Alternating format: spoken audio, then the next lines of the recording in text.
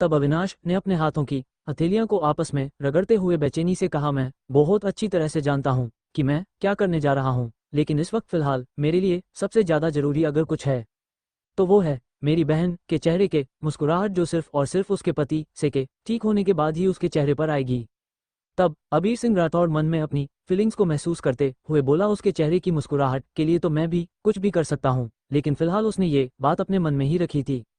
ये बात सच थी कि अबीर सिंह राठौड़ आस्था को बेहद मोहब्बत किया करता था, लेकिन फिलहाल आस्था को अरमान सिंघानिया के साथ खुश देखकर उसने पीछे हटने का फैसला ले लिया था। इस बात के बारे में वो सीधे सीधे अरमान से बात भी करना चाहता था, और साथ ही साथ उसे बात के बारे में बताना चाहता था कि अब वो उसके आस्था के बीच में नहीं आएगा तो वो उसके साइड से बिल्कुल बेफिक्र रहे, लेकिन उससे पहले ही ये सारा हादसा हो चुका था।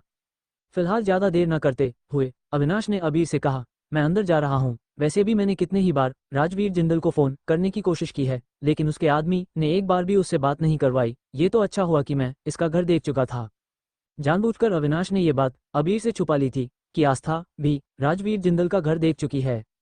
कहीं ना कहीं अबीर को तो यही लग रहा था कि अविनाश सारा बदला लेना चाहता होगा। आस्था को शायद उस वक्त इसके बारे में ज्यादा कुछ खास जानकारी नहीं होगी, लेकिन उन दोनों को ही नहीं पता था कि उन दोनों से भी ज्यादा अगर कोई राजवीर जिंदल से नफरत करता था तो वो थी सिर्फ और सिर्फ हमारी चंचल और चुलबुली सी लड़की आस्था, फिलहाल जो दर्द में थी। जल्दी ही अविनाश ने थोड़ा आगे बढ़कर राजवीर जिंदल के घर की बेल को बजा दिया था। उस वक्त राजवीर जिंदल अपनी बीवी के बालों को में कंघी कर रहा था और बड़े ही प्यार से उसकी मांग भरने के बाद उसके होठों पर लिपस्टिक लगा रहा था। आज भी इतने सालों के बाद राजवीर जिंदल की बीवी की लाश एकदम बिल्कुल तरोताजा रखा हुआ था। उसमें किसी भी तरह की कोई दुर्गंध या बदबू नहीं थी, क्योंकि राजवीर जिंदल एक तरह का मास्टरमाइंड था। उसने कितने सारे केमिकल्स पर रिसर्च की थी और उसने ही लाश को कितने सालों तक बिल्कुल सेफ रखा जा सकता है, एक ऐसा केमिकल खुद बनाया था और उसे अपनी बीवी पर अप्लाई किया था, जिसके बाद औरत, उसकी बीवी, आज भी एकदम तरोताजा है।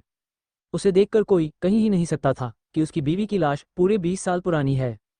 वेल जैसे ही घर की बेल बजी, राजवीर के माथे पर बल पड़ गए थे, क्योंकि उसने किसी को भी अपने घर का रास्ता नहीं बताया था और ना ही किसी को उसने अपने घर आने की इजाजत दी थी, क्योंकि वो अपनी अपनी बीवी के पास किसी को भी नहीं आने देना चाहता था। बेल बजने पर उसने अपनी बीवी को साड़ी का पल्लू उड़ाया और फिर अच्छे से कमरे के दरवाजे को लॉक करके अपने कपड़ों को ठीक करता हुआ अपने चेहरे पर एक चश्मा पहनकर वो बाहर जाने लगा था। वहीं दूसरी ओर वंशिका अपनी कोल्ड आंखों से एक कभी ध्रुव को देख रही थी, कभी बीमार पड़े दादाजी को देख रही थी। रह रहकर वंशिका की आंखों के सामने वो सारे सीन याद आ रहे थे, जब ये हंसता खेलता परिवार गांव में रह रहा था, कितनी हंसी मजाक कर रहा था, सबके चेहरे पर कितनी खूबसूरत सी मुस्कुराहट थी। लेकिन अब तो सभी की आंखों में केवल नमी ही थी। वही रौनक तो थर थर कांप रही थी, क्योंकि अरमान सिंघानिया ने उसका सर पर हाथ रखा था, उसे अपनी बहन कहा था। अरमान बहुत कम लोगों के साथ रिश्ता जोड़ा करता था, लेकिन जिसके साथ रिश्ता जोड़ा करता था उसे दिल से निभाया करता था। तभी से रौनक के दिल में अरमान के लिए एक बड़े भाई वाली फीलिंग्स जन्म ले चुकी थी, और अरमान की ऐसी हालत देखने के बाद वो टॉलरेट नहीं कर पा रही थी। उसका शरीर काफी कांप रहा था। आहान खुद उस वक्त टूटा हुआ था। आहान और रौनक दोनों मुंह लटकाए हॉस्पिटल की दीवार के सहारे लगे नीचे बैठ हुए थे। वो लोग कुर्सी पर या बेंच पर भी नहीं बैठे थे, दोनों एक साथ जमीन पर बैठे हुए थे और दोनों के ही गर्दन झुकी हुई थी और दोनों की आंखों में आंसू थे। तभी वंशिका ने उन दोनों की भी देखा और फिर वहां से मुंह मोड़कर अरमान सिंघानिया के वार्ड में जाने लगी थी। वंशिका ने डिसाइड कर लिया था, एक बार अरमान सिंघानिया की जान चली जाए, क्योंकि 24 घंटे पूरे होने में ज्यादा समय नहीं बचा था, और अगर एक बार 24 घंटे पूरे हो जाते हैं तो उसने जो वायरस बनाया था वो बहुत जल्दी ही उसे खत्म कर सकता था। अब बस वंशिका ये बात शो करना चाहती थी कि इस बीच अरमान सिंघानिया को किसी भी तरह का कोई इलाज न मिले। उसने सोच लिया था कि बस एक बार अरमान सिंघानिया की जान चली जाए तो एक बार सभी जी भरकर रो ले लेंगे और फिर कुछ दिनों बाद अरमान सिंघानिया को भूल भी जाएंगे, क्योंकि अरमान सिंघानिया ने जो वंशिका के साथ किया था वो इतनी आसानी से नहीं भूलने वाली थी। वहीं दूसरी ओर आस्था अभी दादाजी के साथ उनके वार्ड में मौजूद थी और उनका हाथ पकड़कर बैठे हुई थी। उसकी आंखें पूरी तरह से नम थी। आस्था बस खाली नजरों से कभी दादाजी की ओर देख रही थी, कभी साइड में खड़े ध्रुव और रश्मि को देख रही थी। आकाश, सुमित, टाइगर, मरिया, देव, पांचों ही वहां मौजूद नहीं थे, क्योंकि वो तो सबसे पहले उस शख्स को ढूंढना चाहते थे जिसने अरमान पर हमला किया था। उसे ढूंढकर उसकी कब्र खोदना चाहते थे। इसीलिए वो सब लोग पूरी तरह से एक बार फिर गांव में जाकर तहकीकात कर रहे थे। वही दूसरी ओर ध्रुव ने आस्था का हाथ पकड़ा और हौसला बढ़ाते हुए बोला, भाभी आप हमारी हिम्मत है। हम जानते हैं कि इस वक्त हमारे परिवार पर एक बहुत बड़ी दुख की घड़ी आन पड़ी है। लेकिन भाभी, आपको हिम्मत रखनी होगी, आप चाहे तो क्या नहीं कर सकती है। अरे आपने हमारे अरमान भाई जैसे इंसान को सुधार दिया। आपने उनकी पूरी जिंदगी बदल दी, जिनकी जिंदगी में सिर्फ नफरत गुस्सा के अलावा कभी कुछ था ही नहीं। उनकी जिंदगी में अपने प्यार ही प्यार भर दिया, तो मुझे पूरी उम्मीद है भाभी आप भाई को मौत के मुंह में से भी वापस ले आओगे। प्लीज भाभी, आप हिम्मत मत हारिए। प्लीज भाभी, आपको हौसला रखना होगा। भाभी प्लीज, आप ऐसे उदास मत होइए। आपकी ये उदासी हमसे बिल्कुल भी बर्दाश्त नहीं हो रही है। भाभी प्लीज। ऐसा बोलकर ध्रुव आस्था को हिम्मत देने लगा था। वही आस्था पर ध्रुव की बातों का असर होने लगा था और अचानक से उसने अपने बेदर्दी से आंखों में आए आंसुओं को पोंछकर आस्था बोली, मैं अरमान जी को कुछ नहीं होने दूंगी। आस्था ने हिम्मत से काम लिया था। तब आस्था ने बड़े ही प्यार से अपने पेट पर हाथ फेरते हुए कहा, मैं अपने बच्चों के पिता को कुछ नहीं होने दूंगी और मैं उन्हें ठीक करके रहूंगी। कहीं ना कहीं रश्मि ने भी ध्रुव को आंखों ही आंखों में शाबाश दी थी कि ध्रुव की बातों ने आस्था पर असर दिखाया था। वेल, आस्था ने मजबूती से दादाजी का हाथ पकड़कर कहा, दादाजी आप फिक्र मत कीजिए, कुछ नहीं होगा, अरमान जी को बहुत जल्दी ठीक हो जाएंगे। ये कहते हुए आस्था का गला भी रूंध रहा था, लेकिन उसकी आंखों में अब एक हिम्मत और कॉन्फिडेंस नजर आ रहा था। वहीं दूसरी ओर राजवीर जिंदल ने जल्दी ही दरवाजा खोल दिया था और अपने सामने अबीर और अविनाश की ओर देखकर थोड़ा भड़कते हुए बोला, अंडरस्को यस, कौन है आप लोग और यहाँ क्या कर रहे हैं। राजवीर जिंदल को अपने सामने देखने के बाद अविनाश और अबीर दोनों ने ही अपने हाथों की मुठियों को कसकर बंद कर लिया था। उनका दिल को कर रहा था कि अभी और इसी वक्त राजवीर जिंदल का वह अंत कर दे। लेकिन फिलहाल जैसे तैसे अविनाश ने खुद पर कंट्रोल किया था और अबीर के हाथों को भी कसकर पकड़ लिया था, क्योंकि अबीर की आंखों में वो खून उतरता हुआ देख चुका था, क्योंकि इस एक इंसान ने कितने सारे लोगों की जिंदगियों को बर्बाद किया था। वही अविनाश की आंखों के सामने तो वो सीन उभर आया था जब राजवीर जिंदल ने उसकी मां का उसे लॉकेट को पहने हुए गला ही काट दिया था। तो कहीं ना कहीं इस वक्त अविनाश की आंखें भी लाल सुर्ख हो गई थी। लेकिन फिलहाल जल्दी ही उसके सामने आस्था का रोते हुए चेहरा आ गया था। फिर उसने अपने आप इमोशंस को थोड़ा नॉर्मल किया और राजवीर की ओर देखकर कहा, मिस्टर जिंदल राइट, हम यहाँ आपके पास एक रिक्वेस्ट लेकर आए हैं। हमारे भाई को किसी ने एक खतरनाक वायरस इंजेक्ट किया है। केवल आप ही हैं जो इस वायरस का एंटीडोट बता सकते हैं और उसका ट्रीटमेंट कर सकते हैं। प्लीज, उनका पूरा शरीर धीरे धीरे नीला पड़ रहा है। वो वायरस सांप के जहर से भी खतरनाक है, जो धीरे धीरे उसके पूरे शरीर पर हावी हो रहा है। प्लीज, हमें आपसे रिक्वेस्ट करने के लिए आए हैं कि आप हमारी मदद करें। लेकिन राजवीर जिंदल ने उन लोगों को घूरते हुए देखा और बेरुखी से बोला, तुम लोगों का दिमाग खराब हो गया है। हाँ, क्या तुम लोगों को ये नहीं पता कि मैं सिर्फ एक साइकोलॉजिकल डॉक्टर था, सिर्फ दिमाग के लोगों का डॉक्टर था। मैं कोई साइंटिस्ट नहीं हूं जो मैं किसी तरह का कोई एटीट्यूड बनाता फिरूंगा। तुम लोग अब जाओ यहाँ से, मेरा ये सब चीज़ों से कोई मैटर नहीं है। वैसे भी मैं कब का रिटायरमेंट ले चुका हूँ। अब जैसे ही राजवीर जिंदल ने सीधे उन्हें घर के गेट के बाहर से ही खड़े खड़े सुनाया और बाहर जाने के लिए कहा। अब अबीर और अविनाश को गुस्सा तो बहुत आ रहा था, लेकिन फिर अबीर ने कोशिश की और रिक्वेस्ट करते हुए बोला, लेकिन मिस्टर जिंदल आप चाहे तो हम आपके मुंह मांगी कीमत दे सकते हैं, क्योंकि जिनकी जान को खतरा है वो हमारे लिए बहुत ज़्यादा इंपॉर्टेंट है। और शायद आपने भी उनका नाम सुना होगा। तब इससे पहले कि अभी अरमान का नाम राजवीर को बताता, राजवीर ने अपने हाथ खड़े करके उन्हें टोकते हुए कहा, मैंने कहा ना, मुझे किसी की कोई मदद नहीं करनी है, तो तुम लोग अभी और इसी वक्त यहाँ से चले जाओ। ऐसा बोलकर जल्दी ही राजवीर ने दरवाजे को उनके मुंह पर बंद कर दिया था। अब तो दोनों ही काफी हद तक मायूस हो गए थे। वहीं अबीर ने तो नाराजगी से बोला कि वैसे भी हमारी मदद नहीं करने वाला है, क्यों ना इसका यही काम तमाम कर दे। तब अविनाश उसके कंधे पर हाथ रखकर उसे शांत रहने के लिए कहा था और एक बार फिर से उन्होंने दरवाजा खटखटाया था। और एक बार फिर राजवीर ने गुस्से से दरवाजा खोलते हुए झट से कहा, तुम लोग बड़े ही बेशर्म हो, अभी तक गए नहीं यहाँ से। यहाँ क्या कर रहे हो तुम लोग। तब इस बार अविनाश की आंखों में आंसू थे और अपने दोनों हाथों को जोड़कर विनती करते हुए बोला, देखिए please mister Rajveer Jindal, please हमें सब आपकी मदद की बहुत ज़्यादा ज़रूरत है। मेरी बहन का पति अरमान सिंघानिया इस वक्त जिंदगी और मौत के बीच जूझ रहा है, प्लीज मेरी मदद कीजिए। अब जैसे ही अविनाश ने ये कहा कि मेरी बहन का पति मिस्टर अरमान सिंघानिया जिंदगी और मौत के बीच जूझ रहा है, उसकी मदद कीजिए, तो अब राजवीर हैरान हो गया और अगले पल बोला, क्या नाम लिया तुमने, अरमान सिंघानिया। तब राजवीर के दिमाग में हल्का सा पुश किया और उसे जल्दी ही याद आ गया कि अरमान सिंघानिया कोई और नहीं बल्कि उसी का चेला है जिसे राजवीर बेहद पसंद करता है। अब तो राजवीर जल्दी से बाहर निकलकर अपने दरवाजे को बंद करते हुए बोला, क्या हुआ है अरमान को, कहाँ है अरमान। अरमान किसने उसे वायरस दिया, किसकी इतनी हिम्मत हो गई कि मेरे चेले को वायरस दिया। अब जैसे ही राजवीर ने इस तरह का लुक दिया और इस तरह की बातें कि अब तो अविनाश और अबीर दोनों ही हैरान हो गए थे। वहीं अबीर ना समझी से राजवीर की ओर देखकर बोला, क्या आप मिस्टर सिंघानिया को जानते हैं, और आपकी बातों से तो ऐसा लग रहा है कि मानो कि वो बचपन का दोस्त है। हालांकि डॉक्टर राजवीर जिंदल ने उनके साथ चलने के लिए हाँ कह दिया था। चाहे वजह कुछ भी हो, फिलहाल दोनों के मन में ही ये सवाल भी चल रहा था कि आखिरकार डॉक्टर राजवीर जिंदल अरमान सिंघानिया को कैसे जानता है और उसका उससे क्या लेना देना हो सकता है। लेकिन फिलहाल अबीर खुद को रोक नहीं पाया और बोला, डॉक्टर अभी थोड़ी देर पहले जब हमने आपको ट्रीटमेंट करने के लिए बोला था तब आपने साफ मना कर रहे थे, लेकिन अचानक से मिस्टर सिंघानिया का नाम सुनते ही आप उनके इलाज के लिए तुरंत तैयार कैसे हो गए। आपके बिहेवियर से लग रहा है मानो कि आप शायद मिस्टर सिंघानिया के काफ़ी क्लोज फ्रेंड्स हैं। हालांकि आपकी उम्र में मुझे कुछ ज़्यादा ही फर्क दिखाई दे रहा है। अब राजवीर अबीर की तरह की उटपटांग बातें सुनकर उसकी बातों से चिढ़ते हुए बोला, अपनी फालतू के बकवास बंद करो और सीधे सीधे बताओ अरमान कौन से अस्पताल में एडमिट है। मैं अभी और इसी वक्त वहां जाना चाहता हूं। तब अविनाश बोला, जी जी आप चलिए मेरे साथ। ऐसा बोलकर आगे बढ़ा। जल्दी ही राजवीर अपने घर को फटाक से लॉक करने लगा था। अब राजवीर को इस तरह से लॉक करते हुए देखकर अबीर हैरान हो गया और कंफ्यूजन से बोला, डॉक्टर आप क्या कर रहे हैं? आप इस तरह से अपने घर को लॉक क्यों कर रहे हैं? मैंने सुना है कि आप अपनी बीवी के साथ रहते हैं। अगर आपकी बीवी को कहीं घर से बाहर जाना हुआ तो वो कैसे जाएगी? अबीर, जिसे इस बात के बारे में कोई नहीं कुछ नहीं पता था कि असल में राजवीर जिंदल अपनी मरी हुई बीवी के साथ रहा करता था। अब जैसे ही अबीर राठौर के मुंह से राजवीर जिंदल ने अपनी बीवी के बारे में सुना तो अचानक उसने अपने हाथों की मुट्ठियों को कसकर बंद कर लिया था, क्योंकि राजवीर जिंदल को ये भी पसंद नहीं था कि कोई उसकी बीवी का नाम भी लें या उसके बारे में किसी भी तरह की कोई बात करें।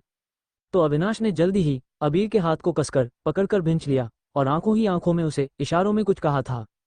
तभी अबीर को लगा शायद उसने कुछ गलत बोल दिया है। तुरंत ही बात बदलते हुए बोला, क्या मैडम कहीं बाहर गई हुई है? तब राजवीर ने खुद को थोड़ा शांत किया और बोला, वो घर पर नहीं है, वो अपनी किसी पार्टी में गई है और वैसे भी घर की एक दूसरी चाबी हमेशा उसके पास होती है। अब जैसे ही राजवीर ने ये कहा, अविनाश और अबीर दोनों हाँ में सर हिला दिया था और जल्दी ही वो लोग अब वहां से अस्पताल की ओर रवाना हो चुके थे। वहीं दूसरी ओर इस वक्त आस्था अरमान के ठीक सामने बैठे हुए थे। अरमान कुछ भी बोल नहीं रहा था, लेकिन धीरे धीरे उसका पूरा लोहे के जैसा शरीर नीला पड़ता जा रहा था। एक पल को अरमान की हालत देखकर आस्था खुद को संभाल नहीं पाई और फूटकर रो दी थी। लेकिन अपने आंसुओं को साफ करके आस्था ने अपने पेट पर हाथ फेरा और अचानक अरमान का हाथ उठाकर अपने पेट पर रखते हुए बोली, अरमान जी आपको कुछ नहीं होगा, आपको जल्द से जल्द ठीक होना होगा। देखिए ना, हमारा बच्चा आपका इंतजार कर रहा है। अरमान जी आप उठने में देरी क्यों कर रहे हैं? आप प्लीज उठिए, आपको उठना ही होगा। कहीं ना कहीं आस्था को आज अरमान से पहली मुलाकात याद आ गई थी, जब उसकी पहली मुलाकात अरमान सिंघानिया से हुई थी और पहली मुलाकात में ही अरमान ने उसके ऊपर गोली चला दी थी। एक एक करके जितनी भी उनकी खट्टी मीठी यादें थी उसकी आंखों के सामने एक मूवी रील की तरह घूमने लगी थी और आस्था सारी यादों को संजोकर हल्का सा मुस्कुरा देती है और अगले ही पल बोली, बस जल्द से जल्द आप उठ जाइए। अरमान जी हम जानते हैं कि आप हमें कभी भी इस तरह से अकेले छोड़कर कहीं नहीं जाएंगे। अरमान आस्था के लिए कितना पजेसिव था, ये बात आस्था अच्छी तरह से जानती थी। आस्था कितनी देर तक अरमान के साथ इमोशनल कन्वर्सेशन करती रही। कोई और भी था जो उसकी कन्वर्सेशन चुपके से सुन रहा था। वो कोई और नहीं बल्कि वंशिका थी, जो कि ये चेक करने के लिए आई थी कि अरमान ठीक है या फिर कितना समय लगेगा उसे अभी मरने में। वंशिका को ड्रग्स दिया ऑलरेडी 8 घंटे से ज़्यादा हो चुके थे। वो तो लकीली जैसे ही अरमान को वायरस इंजेक्ट हुआ, ध्रुव ने उसे वायरस को पहचान लिया था कि ये कितना वायरस खतरनाक है। उसका एंटीडोट यहाँ नहीं है, इसीलिए फटाफट से उन्होंने अरमान का पर्सनल चोपर उस गांव में मंगवाया था और उस चोपर के थ्रू वो सब जल्द से जल्द अरमान को अस्पताल में पहुंच चुके थे। लेकिन अब वंशिका मन में बोली, मुझे माफ करना आस्था, लेकिन मैं तुम्हें ये तकलीफ नहीं देना चाहती थी, लेकिन मैं तुम्हें समझा सकती कि तुम्हें इस खतरनाक इंसान के साथ नहीं रहना चाहिए, क्योंकि अरमान कितना ज्यादा खतरनाक था ये बात वंशिका अच्छी तरह से जानती थी। जो बच्चे केवल 6 से 7 साल की उम्र में इतना भयानक तरह से खून कर सकता था, वो कितना खतरनाक हो सकता था। वंशिका ने यही सब सोच रही थी। उसने जो कुछ किया बिल्कुल ठीक किया और वैसे भी कुछ दिन आस्था रोएगी, लेकिन उसके बाद अरमान को भूल जाएंगी और अपनी जिंदगी में आगे बढ़ जाएगी। कहीं ना कहीं खुद को सही साबित करते हुए वंशिका वहां से निकलने लगी थी, लेकिन तभी अचानक उसके कानों में कुछ लोगों की शोरगुल की आवाज सुनाई देने लगी थी। अब जैसे ही वंशिका ने इस तरह की कुछ आवाजें सुनी जो कि काफी अजीब सी थी, ऐसा लग रहा था कि काफी सारे लोग एक साथ बोल रहे थे, तो एकदम खिचड़ी सी पक गई थी। कुछ समझ नहीं आ रहा था कि कौन क्या कह रहा था। लेकिन तभी वंशिका ने देखा कि अस्पताल में पूरी तरह से हलचल मच चुकी थी और सब लोग बाहर की तरफ भाग रहे थे। वंशिका हैरान हो गई कि ऐसा क्या हुआ है, लेकिन वो भी सब लोगों के साथ बाहर जाकर ये देखना चाहती थी कि ये सब क्या हो रहा है। और जैसे ही वो बाहर गई, उसने देखा कि कम से कम हजारों लाखों की तादाद में धीरे धीरे लोग अस्पताल के चारों तरफ इकट्ठे होने लगे थे। इतने सारे लोगों को एक साथ देखकर वो हॉस्पिटल का पूरा स्टाफ घबरा गया था कि अचानक से इतने सारे लोग यहाँ क्या कर रहे हैं। वहीं जल्दी ही आकाश, सुमित, ध्रुव, आहान, साथ ही साथ टाइगर, मारिया, देव, वो सभी भी वहां इस वक्त मौजूद थे और सब इस भीड़भाड़ को हैरानी से देख रहे थे। और वंशिका ये देखकर पूरी तरह से चौंक गई थी कि ये देखकर कि सब लोगों के हाथों में एक पोस्टर था जिसमें अरमान सिंघानिया हम आपके साथ हैं, अरमान को ठीक करो, अरमान सिंघानिया को कुछ नहीं होना चाहिए। अरमान के लिए इतने सारे लोगों को प्रोटेस्ट करता हुआ देखकर वंशिका की आंखें तो हैरानी के मारे चौड़ी हो गई थी। वहीं आकाश, सुमित, ध्रुव, आहान, साथ राधिका, रौनक, एंजल, जो उन लोगों के साथ काफी ज्यादा अटैच हो चुकी थी, तो उनकी भी आंखों में उस वक्त आंसू थे। वही इतने सारे लोगों को देखकर एंजल खुद को रोक नहीं पाई और थोड़ा सा तेज आवाज में बोली, ये सब क्या हो रहा है, इतने सारे लोग यहाँ क्या कैसे आ गए हैं।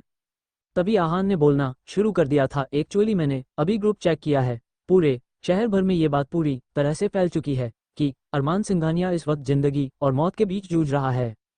पूरी जितने भी लोग इस वक्त यहाँ मौजूद हैं, इन सबके भाई ने बहुत ज़्यादा मदद की है। ये वो लोग हैं जिनकी जिंदगी के कोई मायने नहीं थे। इतना ही नहीं, भाई ने इन लोगों की हर तरह से मदद की है, किसी का घर बसाया है, किसी की बहन की शादी करवाई है या किसी के माता पिता का इलाज करवाया है, सभी की ज़रूरतों का पूरा ख्याल रखा है। इतना ही नहीं, कितने ही सारे हजारों गरीब अनाथ बच्चों के रक्षक है, भाई उनके लिए खाने पीने से लेकर उनकी शिक्षा तक का ध्यान रखते हैं, तो सभी लोग भाई से बहुत ज़्यादा प्यार करते हैं। हालांकि ये बात कभी भी भाई ने बाहर नहीं आने दी और मीडिया को हमेशा इस तरह की पब्लिसिटी से खुद को दूर रखा था। मीडिया के नज़रों में भाई की छवि सिर्फ एक एरोगेंट बिजनेसमैन की थी। कभी भी अरमान भाई ने इस बात को किसी के भी सामने जाहिर नहीं होने दिया था कि असल में अरमान सिंघानिया अपनी कमाई का 90% गरीब लोगों की सेवा में खर्च किया करता था। और आज जैसे इन सब गरीब लोगों को इस बात के बारे में पता चला तो सभी के सभी भावुक हो उठे थे और अस्पताल की ओर जाम होने लगे थे।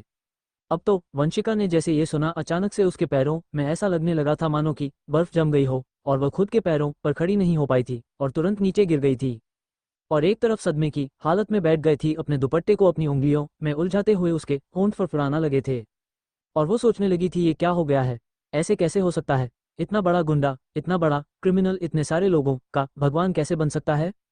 क्योंकि जितने भी लोग उस वक्त वहां मौजूद थे, सभी के लिए अरमान सिंघानिया के उनके भगवान से कम नहीं था। सब लोग अरमान सिंघानिया को पूजा करते थे।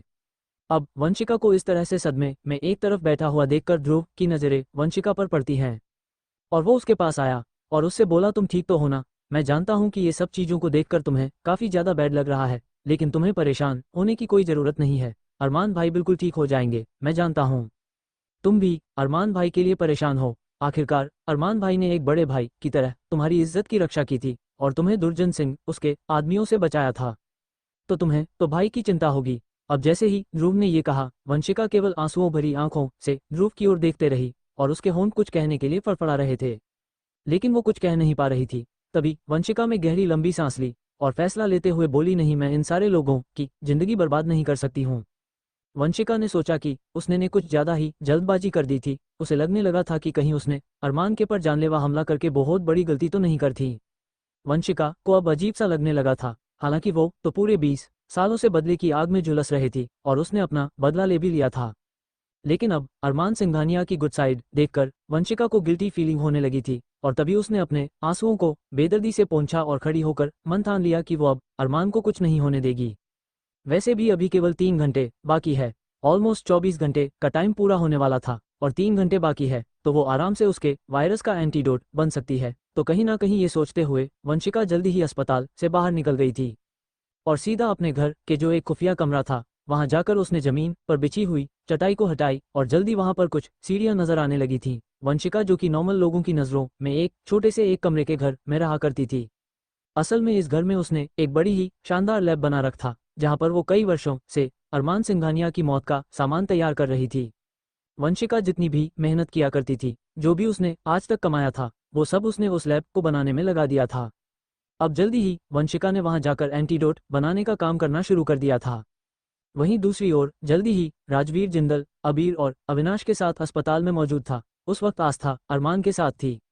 तभी रश्मि आस्था के पास आई और उसके कंधे पर हाथ रखते हुए बोली कि कुछ डॉक्टर अरमान को चेक करने के लिए आ रहे हैं, तो तुम्हारा इस तरह से यहाँ रहना ठीक नहीं होगा, वरना वो अपने इलाज में कंसंट्रेट नहीं कर पाएंगे, इसीलिए अब तुम आओ मेरे साथ चलो। ऐसा बोलकर आस्था को नानी माँ के वार्ड में ले आई थी। तो आस्था को नहीं पता चला था कि अरमान का इलाज करने के लिए डॉक्टर राजवीर जिंदल आ रहा है। वहीं जल्दी ही डॉक्टर राजवीर जिंदल अरमान के वार्ड में मौजूद था और उसने जैसे ही वहां जाकर अरमान के शरीर को देखा तो उसकी हैरानी काफी ज्यादा बढ़ चुकी थी। राजवीर जिंदल सब लोगों के लिए एक आम इंसान की तरह ही था। बाकी सब लोगों उसे आम इंसान की तरह ही देख रहे थे, लेकिन जो राजवीर जिंदल के बारे में जानने थे वो उसे खौफ से देख कर रहे थे। दादाजी भी उस वक्त एक अलग वार्ड में ही एडमिट थे, क्योंकि वो अरमान को इस तरह से वो देख नहीं पा रहे थे। जल्दी ही अब राजवीर ने अच्छी तरह से अरमान की पलकों को खोलकर साथ ही साथ उसके कमर के हिस्से को देखने लगा था। वंशिका ने अरमान को जहां वायरस इंजेक्ट किया था वो अरमान की कमर का हिस्सा था। उसने अच्छी तरह से देख लिया था, जहां पर भी इंजेक्शन लगाया गया था उसके आसपास बड़ा ही गहरा घाव था और वो हिस्सा नीला हो चुका था। अब राजवीर जिंदल की अरमान की हालत देखकर भौहें सिकोड़ते हुए बोला, किसकी इतनी हिम्मत हुई इतना खतरनाक वायरस अरमान सिंघानिया की बॉडी में इंजेक्ट करने की।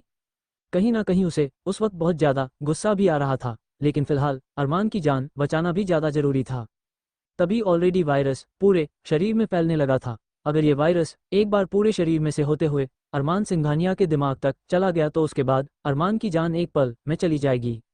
तो इसीलिए जल्दी ही राजवीर जिंदल में अरमान का ट्रीटमेंट करना शुरू कर दिया था, लेकिन इतनी आसानी से उस वायरस का एंटीडोट नहीं बना पाएगा, उसके लिए उसे काफी ज्यादा समय लगने वाला था। अरमान सिंघानिया के पास कम समय था। जल्दी ही अस्पताल के लैब में जाकर राजवीर जिंदल ने हर तरह के एक्सपेरिमेंट करना शुरू कर दिया था और उसे वायरस का एंटीडोट बनाने लगा था। लेकिन वो 8 से 10 एंटीडोट बना चुका था, लेकिन वो सभी फेल हो चुके थे। अब राजवीर जिंदल का पारा काफी ज्यादा बढ़ चुका था, क्योंकि अरमान को कुछ भी नहीं होने देना चाहता था। उसका एक कारण था, राजवीर अरमान सिंघानिया को काफी ज्यादा पसंद किया करता था। वो बिल्कुल भी नहीं चाहता था कि अरमान को बिल्कुल भी कुछ भी हो। अरमान के लिए वो कुछ भी कर सकता था। अपनी बीवी के बाद अगर वो किसी को पसंद किया करता था या किसी से प्यार किया करता था तो वो सिर्फ अरमान सिंघानिया था। अरमान सिंघानिया को अपने बेटे की तरह ही मानता था। वो सोचता था कि अगर उसका कभी बच्चा होता तो अरमान सिंघानिया के जैसा ही होता। वहीं दूसरी ओर वंशिका एंटीडोट बनाने के लिए पूरी तरह से खुद को झोंक दिया था और तकरीबन 1.5 घंटे की कड़ी मेहनत के बाद वंशिका एंटीडोट बनाने में सफल हो गई थी।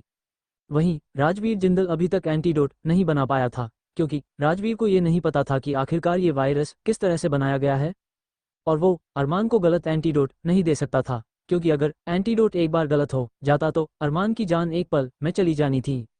तो इसलिए वो कोई खतरा मोल नहीं ले सकता था। वही वंशिका अच्छी तरह से जानती थी कि उसने किस तरह से ये वायरस बनाया है, इसीलिए उसे एंटीडोट बनाने में ज्यादा समय नहीं लगा था।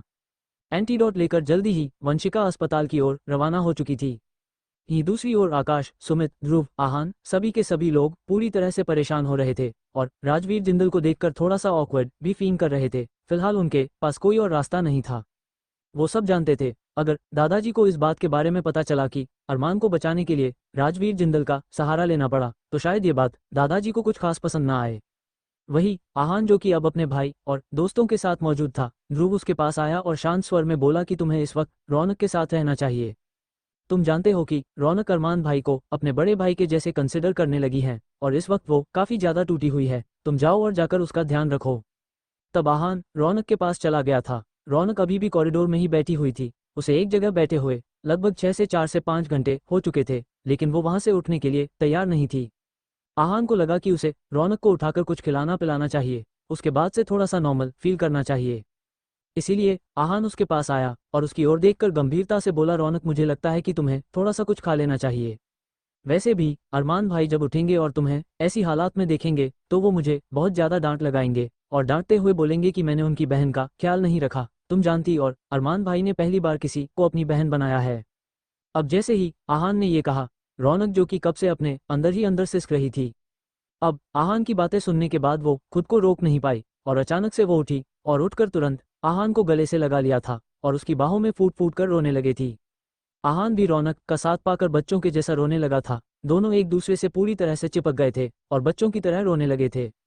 वहीं आसपास के डॉक्टर नर्स ने उन दोनों को इस तरह से रोते हुए देख लिया था और जल्दी ही इस बात की खबर आकाश, सुमित, ध्रुव, मारिया, टाइगर, देव तक भिजवा दी थी। क्योंकि वो सभी एक साथ जमा थे, तब वो लोग जल्दी ही उनके पास पहुंचे। कुछ देर तक उन्हें देखते रहे और फिर सबको मना कर दिया था कि कोई भी उन्हें अलग ना करें।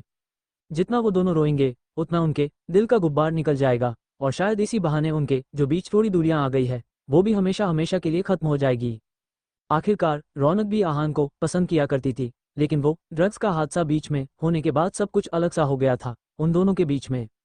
लेकिन आज दोनों एक दूसरे से लिपकर जी भरकर रो रहे थे और ना जाने किन किन बातों के लिए रो रहे थे। वहीं दूसरी ओर वंशिका हॉस्पिटल में पहुंच चुकी थी और जैसी वो अस्पताल में आई, उसने देखा कि किस तरह से सब लोग रौनक और आहान को घूर रहे हैं। लेकिन वो जल्द से जल्द अरमान के पास पहुंचना चाहती थी। अरमान के पास जाकर वो उसे एंटीडोट देना चाहते थी। वही राजवीर जिंदल जो कि एंटीडोट में हर बार फेल हो रहा था, वंशिका ने डॉक्टर को कहते हुए सुन लिया था कि इस वक्त एक बड़ा डॉक्टर अरमान के लिए एंटीडोट बना रहा है और वो इस वक्त लैब में है।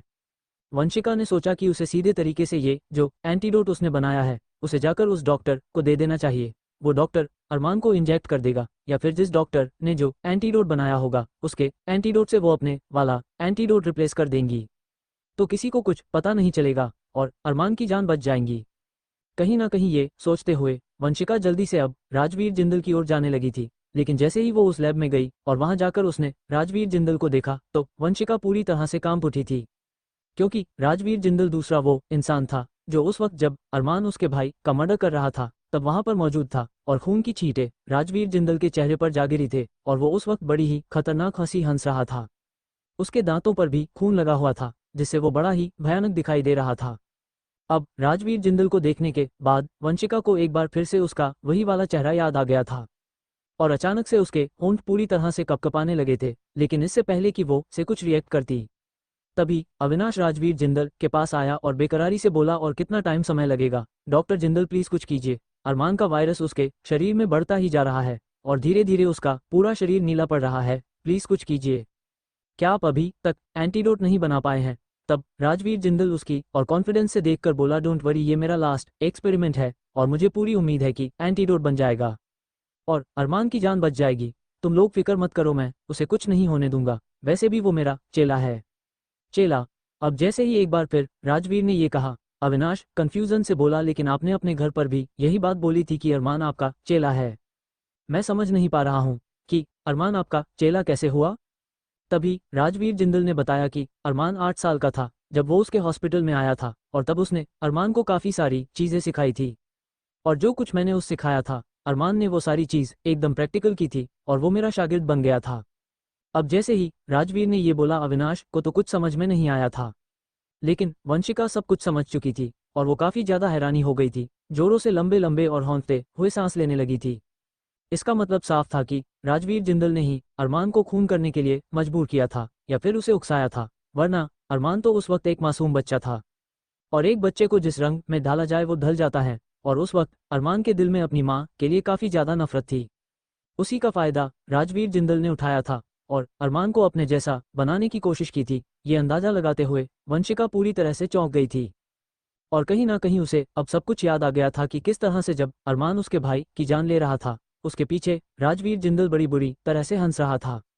अचानक वंशिका की आंखें लाल होने लगी थी और उसने डिसीजन ले लिया था कि वो आज के आज ही राजवीर जिंदल का अंत कर देंगी और अपने भाई की मौत का बदला लेकर रहेगी। भले ही अरमान से ने इतने लाखों करोड़ों लोगों की मदद करके अपने पाप को कम कर लिया है, लेकिन राजवीर जिंदल को उसके किए की सजा जरूर देकर रहेंगी। वैसे भी उस वक्त अरमान सिंघानिया एक बच्चा था, लेकिन राजवीर जिंदल तो एक नौजवान था, उसे तो सही गलत की पहचान थी। तो इसका मतलब साफ है, राजवीर जिंदल ने ही उसके भाई का मर्डर किया था। वंशिका एंटीडोट हाथ में लिए ये सारी बातें सोच रही थी। अब वो राजवीर जिंदल को अपना बनाया हुआ एंटीडोट नहीं दे सकती थी, अगर उसकी जगह कोई और डॉक्टर होता तो वो उसे जरूर देती। इसीलिए वंशिका फटाफट से वहां से सीधा अरमान के वार्ड की तरफ जाने लगी थी और वहां जाकर सबकी नजरों से बचकर वो एंटीडोट अरमान सिंघानिया को देना चाहती थी। वहीं दूसरी ओर आस्था का शरीर एकदम पूरी तरह से बेचैन हो उठा था, ना उसका दिल नानी माँ के पास लग रहा था ना ही दादाजी के पास, इसीलिए वो बेचैनी से अरमान के वार्ड के बाहर टहलने लगी थी। लेकिन तब तक वंशिका भी वहां पहुंच गई थी। वंशिका को देखकर आस्था ने उसे गले से लगा लिया था और रोते हुए मायूसी से बोली, ना जाने मेरे साथ ये क्या हो गया वंशिका, मुझे तो कुछ समझ में नहीं आ रहा है कि मैं अपने पति की जान कैसे बताऊं, मैं क्या करूं? पता नहीं मेरे कान्हा भगवान कहाँ सोए हुए हैं, मेरी एक भी बात नहीं सुन रहे हैं। आस्था उस वक्त काफी ज्यादा इमोशनल थी, क्योंकि अरमान को इस तरह से बेजान कभी देख नहीं सकती थी। इनफैक्ट दुनिया की कोई औरत अपने पति को कभी इस हालत में नहीं देख सकती थी। आस्था इस वक्त पूरी तरह से टूटी हुई थी। वंशिका आस्था को संभालते हुए उसे एक बेंच पर बैठा देती है और एक ग्लास पानी पिलाते हुए बोलती है, शांत हो जाओ आस्था, अगर तुम इस तरह से हिम्मत हार जाओगी तो फिर अरमान जी का ख्याल कौन रखेगा? अभी तुम्हें उनकी काफी ज्यादा केयर करनी है, डॉन टी को बिल्कुल ठीक हो जाएंगे। ये बोलकर वंशिका की नज़र जल्दी ही रश्मि और रौनक राधिका पर पड़ी, जो कि एक साथ खड़ी हुई थी और सभी की आंखें नम थी। वंशिका ने रौनक को इशारा करके वहां बुला लिया था और जल्दी ही वो सब वहां गई और आस्था को संभालने लगी। मौका देखकर आवाज वंशिका धीरे धीरे पीछे हटने लगती है। वही आस्था के दिमाग में अचानक कुछ क्लिक हुआ और उसे कुछ याद आने लगा, क्योंकि जिस तरह से बेंच पर बैठकर वंशिका ने आस्था को पानी पिलाया, आस्था को याद आने लगा था कि अब से कुछ दिन पहले वो वंशिका को कॉलेज में मिली थी और इसी तरह से वो दोनों एक साथ कॉलेज की पार्क वाली बेंच पर बैठे हुए थे और वंशिका ने उसे डेविल किंग के आइडेंटिटी के बारे में बताया था। अब आस्था पूरी तरह से शॉक हो गई थी और वो सोचने लगी थी कि अगर वंशिका गांव में किसी रिसर्च के लिए आई थी तो वो उस वक्त मेडिकल कॉलेज में क्या कर रही थी। वही वंशिका ने रौनक, रश्मि और बाकी सबको आस्था के पास इसलिए बुलाया ताकि वो मौका देखकर अरमान सिंघानिया के वार्ड में चुपके से जा सके। जैसे वो धीरे धीरे अब जैसे वार्ड के अंदर जाने लगी और उसने वार्ड के दरवाजे के हैंडल पर हाथ रखा, दरवाजा खोलकर जैसे ही वो अपना पहला कदम रखने वाली थी, अचानक से कई सारे बॉडीगार्ड्स वहां आ गए और उन्होंने चारों तरफ से वंशिका को आकर घेर लिया था। अब तो जैसे ही अचानक इतने सारे बॉडीगार्ड वहां आए, पूरे के पूरे अस्पताल लॉबी में हलचल मच चुकी थी। इमरजेंसी गेट के बाहर इस तरह से बॉडीगार्ड्स ने वंशिका को पकड़ लिया तो सबकी आंखें हैरानी से फैल गई थी। वहीं आस्था तुरंत हैरानी से उठ खड़ी हुई और उन बॉडीगार्ड्स की ओर देखकर तेज आवाज में बोली, ये सब क्या कर रहे हो तुम लोग? छोड़ो वंशिका को, उसे इस तरह क्यों पकड़े रखा है? क्योंकि सभी लोगों ने वंशिका को गन पॉइंट पर ले रखा था, लेकिन तभी बीच में से टाइगर, मारिया, देव, आकाश, सुमित, साथ ही साथ ध्रुव, आहान वहां आ पहुंचते हैं। ध्रुव की तो हालत ऐसी हो रही थी मानो कि वो इस सदमे में अभी गिर जाएगा, क्योंकि उसकी आंखें इस वक्त आंसू रोकने के चक्कर में पूरी तरह से लाल हो गई थी। ऐसा लग रहा था कि उसके आंखों में खून जम गया हो। वेल अब सब लोग हैरानी से कभी वंशिका को देख रहे थे तो कभी उन बॉडीगार्ड्स को। तब आस्था टाइगर की ओर देखकर रुआंसी आवाज में बोली, टाइगर भैया ये सब क्या हो रहा है और आपने वंशिका को गन पॉइंट पर क्यों लिया है? ये सब क्या हो रहा है यहाँ पर? तभी टाइगर ने कोई जवाब नहीं दिया। तब आस्था ने वापस से आहान की ओर देखकर सवाल पूछा, लेकिन आहान ने भी कोई जवाब नहीं दिया। इसी तरह से आस्था बारी बारी से कभी आकाश से, कभी सुमित से, कभी देव से पूछ रही थी, लेकिन कोई भी आस्था के सवाल का जवाब नहीं दे रहा था। अब आस्था इरिटेट होकर जोरों से चिखते हुए बोली, अंडस्को आखिर आप सब लोगों को हो क्या गया है? आप लोग मेरी बातों का जवाब क्यों नहीं दे रहे हैं? इस तरह से वंशिका को गन पॉइंट पर क्यों लिया है? क्या आप लोगों का दिमाग खराब हो गया है? क्या आप लोग भूल गए हैं कि वंशिका कुछ ही पलों में हमारे कितने करीब आ गई है? वो हमारी फैमिली का हिस्सा है और आप लोग उसके साथ ऐसी हरकत कैसे कर सकते हैं? और शायद आप लोग भूल रहे हैं, अरमान जी ने उसे अपनी बहन माना है। अब जैसे ही आस्था ने ये बोला तभी अचानक एक बड़ी ही धीमी सी आवाज वहां आई। वो आवाज दादाजी की थी। दादाजी को होश आ गया था और अरमान को मिलने के चक्कर में वो अपने वार्ड आराम नहीं कर पा रहे थे और वो अरमान को देखने के लिए बाहर आ गए थे। और जैसे उन्होंने इस तरह से यहाँ पर भीड़ देखी तो वो तुरंत बोल पड़े, ये सब यहाँ क्या हो रहा है? अब जैसे ही बाकी सब ने दादाजी को देखा, सबके सब दौड़कर दादाजी के पास आ गए ताकि वो दादाजी को संभाल सकें। वही रौनक आस्था का साथ देते हुए कहने लगी, आखिर आप सबको हो क्या गया है? आप सब इतना अजीब बिहेव क्यों कर रहे हैं? आप लोगों का कुछ बोल क्यों नहीं रहे? रश्मि, राधिका, एंजल भी वहां आ गई थी और सब बारी बारी से सवाल पूछ रही थी, आप लोगों को सुनाई नहीं दे रहा है? आप लोग बताइए ना, यहाँ क्या हो रहा है? आप लोगों ने वंशिका को इस तरह से गन पॉइंट पर क्यों रखा है? क्योंकि काफी कम समय में वंशिका ने सभी लोगों के दिलों में अपनी एक जगह बना ली थी, तो सभी उसे काफी ज्यादा पसंद करने लगे थे। और इस तरह से अचानक वंशिका को गन पॉइंट पर लेने पर सबकी हैरानी का कोई ठिकाना नहीं था। तभी रश्मि का सवाल सुनकर सब एक दूसरे को और देखने लगे थे, लेकिन तभी आकाश आगे आया और अपना फोन निकालकर सारी लड़कियों सामने एक वीडियो ऑन किया। वो वीडियो सारी लड़कियों को दिखा दिया। अब जैसे ही उन्होंने उस वीडियो को देखा तो सबकी आंखें हैरानी के मारे फटी की फटी रह गई थी। उस वीडियो में साफ दिखाई दे रहा था कि किस तरह से वंशिका ने इधर उधर देखते हुए अचानक अरमान को वायरस इंजेक्ट किया था। फ्लैशबैक जिस वक्त टाइगर और मारिया अपनी खूनस निकालने के लिए उस पुलिस चौकी में जा पहुंचे थे जहां पर दुर्जन सिंह और उसके आदमियों को कैद करके रखा हुआ था। तब उन्होंने मार मार कर सबसे जानने की कोशिश की थी कि आखिरकार अरमान को वायरस किसने दिया था, लेकिन किसी ने कोई जवाब नहीं दिया। लेकिन एक लड़का डरी हुई आवाज में बोला कि जो भी वहां हंगामा हो रहा था उसने उसकी वीडियो रिकॉर्डिंग बनाई है और वो उसके फोन में है, जो कि अब पुलिस वालों के पास मौजूद है। तब टाइगर ने वो फोन पुलिस वालों से ले लिया था। वो देखना चाहता था कि शायद वीडियो में कुछ ना कुछ सुराग मिल जाए, या हो सकता है वो हमलावर कैमरे में कैद हो गया हो जो उस वक्त भीड़ में मौजूद था। क्योंकि उस वक्त गांव वालों में काफी ज्यादा हंगामा हो गया था, तो इसीलिए दुर्जन सिंह ने वीडियो बनवाई थी ताकि वो शहर के लोगों के खिलाफ सबूत प्रूफ इकट्ठा कर सके और सब लोगों को ये दिखाने के बाद भटकाए कि शहर के लोगों ने उसे मारने की कोशिश की है। उस रिकॉर्डिंग में अचानक से वंशिका दिखाई दी। कितनी चालाकी से वंशिका ने अरमान को इंजेक्शन दिया था। और अब जैसे ही टाइगर ने वो वीडियो देखने के बाद सब लोगों को वीडियो दिखाई, किसी को भी यकीन नहीं आया कि वंशिका ऐसा कर सकती है। सबका हैरानी के मारे मुंह खुला का खुला रह गया था, स्पेशली ध्रुव का, क्योंकि ध्रुव का दिल पूरी तरह से टूट गया था। ध्रुव वंशिका को चाहने लगा था, उसे प्यार करने लगा था। ध्रुव को लगता था कि शायद वो डिम्पल से प्यार करता है, लेकिन डिम्पल के तरफ सिर्फ और सिर्फ उसका अट्रैक्शन था। जवानी की दहलीज में कदम रखने के बाद पहली बार उसे सिर्फ डिम्पल से अट्रैक्शन हुआ था, लेकिन डिम्पल से उसे प्यार नहीं हुआ था। लेकिन प्यार तो उसे सिर्फ और सिर्फ वंशिका से हुआ था। लेकिन अब ये सब देखने के बाद तो उसका दिल पूरी तरह से टूट गया था।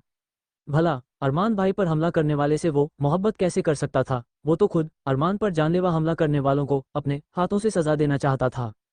सभी का बहुत बुरा हाल था, किसी को कुछ समझ में नहीं आ रहा था कि अब करे तो करे क्या। रह रहकर उन्हें लग रहा था कि जरूर वंशिका एक बार फिर से अरमान की जान लेने की कोशिश करेगी, और वंशिका ना कि अरमान को एंटीडोट देने के लिए जा रही थी।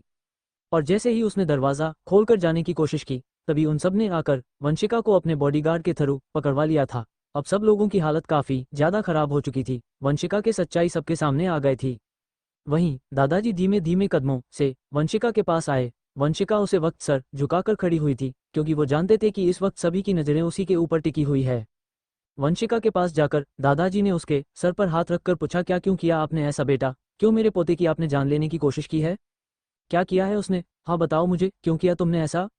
लेकिन इससे पहले कि वंशिका कुछ बोल पाती, तभी अचानक उसकी नज़र राजवीर जिंदल पर पड़ी, जो कि अपना एंटीडोट बनाने के बाद अविनाश के साथ और अबीर सिंह राठौर के साथ वहां आ रहा था।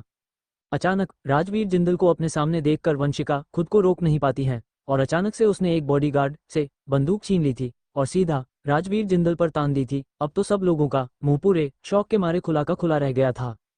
तब वंशिका दादाजी की ओर देखकर बोली, आप जानना चाहते हैं मैंने ऐसे क्यों किया? मैंने जो कुछ भी किया सिर्फ और सिर्फ इसकी वजह से किया है। इस आदमी की जान मैं अपने हाथों से जान ले लूंगी। ये बोलते हुए वंशिका बड़ी ही खतरनाक दिखाई दे रही थी। वही राजवीर जिंदल को अपने सामने देखने के बाद आस्था के भी खून में आग लगने लगी थी, लेकिन उसे समझ में नहीं आ रहा था कि आखिरकार वंशिका के राजवीर जिंदल से क्या दुश्मनी हो सकती है, और वो इस तरह से राजवीर जिंदल की जान क्यों लेना चाहती है। लेकिन अब राजवीर जिंदल का दिमाग सनक गया था। उसे समझ में नहीं आ रहा था कि आखिर इस लड़की को क्या हुआ है, वो इस तरह से उसकी जान क्यों लेना चाहती है। अचानक को उसने थोड़ा सा आगे बढ़कर वंशिका के हाथ पर जोरदार पांच मारकर उसके हाथ से उस गन को झट से छीनकर अपने हाथों में ले लिया था, और वंशिका की ओर गन पॉइंट करते हुए बोला, जस्ट शट अप। मुझे नहीं पता कि तुम्हारी मुझसे क्या दुश्मनी है। मेरी एक बात कान खोल कर सुन लो, मेरी जान बहुत कीमती है, और राजवीर जिंदल अपनी जान किसी भी कीमत पर जाने नहीं दे सकता है। ये सब कुछ राजवीर ने इतनी जल्दी किया कि किसी को कुछ समझने का मौका नहीं मिला। वही वंशिका के हाथ में तेज दर्द हुआ था, इसलिए वो हल्का सा करा उठी थी। वही ध्रुव तुरंत वंशिका को संभालने के लिए आगे बढ़ने लगा, लेकिन उसके मन में ये बात आती है, वंशिका ने अरमान भाई को मारने की कोशिश की है। उसका दिल एक कड़वाहट से भर गया, और वो आगे बढ़कर वंशिका को संभाल नहीं पाया। वही राजवीर जिंदल सबकी ओर गन पॉइंट करता हुआ तुरंत वहां से बाहर निकल गया था, क्योंकि भले ही वो वहां पर अपने चेले अरमान की जान बचाने के लिए आया था, लेकिन फिलहाल उसके लिए सबसे ज्यादा इंपॉर्टेंट उसकी मरी हुई बीवी थी, और अपनी बीवी से जुदा होकर वो एक मिनट भी नहीं रह सकता था। इसीलिए राजवीर जल्दी ही वहां से दौड़कर अपने घर की ओर रवाना हो चुका था, और किसी ने भी उसे रोकने की कोशिश नहीं की थी। वही आस्था तो एकदम कश्मकश का शिकार थी। वो बारी बारी से कभी अपने भाई अविनाश रघुवंशी को देख रही थी, तो कभी वंशिका को देख रही थी। कहीं ना कहीं आस्था को लगा कि अविनाश अच्छी तरह से जानता है कि उसकी राजवीर जिंदल से दुश्मनी है, तो राजवीर जिंदल यहाँ पर क्या कर रहा था। राजवीर के जाने के बाद वंशिका फूट फूट कर जोरों से घुटनों के बल बैठकर रोने लगी थी। लेकिन तब अचानक टाइगर ने मारिया की ओर इशारा किया, और मारिया पलक झपकते ही वंशिका के ठीक सामने मौजूद थी। उसके बालों से पकड़कर उसने उसे बेरहमी से उठाया और उसे घूरते हुए इमोशनलेस होकर बोली, तेरे बातों में कोई और आ सकता है, लेकिन मैं नहीं। गुस्से भरी आंखों से देखते हुए आगे बोली, अंडस्को मुझे सीधे सीधे तरीके से ये बताओ, तुमने किंग को मारने की कोशिश क्यों की है, और किस दुश्मन ने तुम्हें भेजा है? बोलो, हमें जवाब दो। क्या स्विट्जरलैंड वाले दुश्मनों भेजा है, या फिर किसी और ने भेजा है? कहीं ना कहीं उन सबको तो यही लग रहा था कि जरूर वंशिका को किसी ने प्लान किया है, ताकि वो अरमान के परिवार के करीब जा सके और इजीली अरमान की जान ले सकें। इसीलिए मारिया सख्ती से वंशिका से पूछताछ कर रही थी। वहीं दूसरी ओर आस्था, जिसके पति की जान खतरे में थी, और वंशिका का सच सामने आने के बाद उसे बहुत बुरा लग रहा था। इस वक्त सभी शौक में थे, स्पेशली रौनक, जो कि वंशिका से काफी ज्यादा अटैच हो गई थी। मारिया की पूछताछ करने के बाद रौनक वंशिका के सामने खड़ी हो गई थी, और उसकी ओर देखते हुए उदासी भरी आवाज में बोली, अंडस्को मैंने तुम्हें अपनी बहनों जैसी इज्जत दी, प्यार दिया, सम्मान दिया, तो तुम ऐसा कैसे कर सकती हो? तुम्हारी हिम्मत कैसे हुई मेरे भाई पर जानलेवा हमला करने की?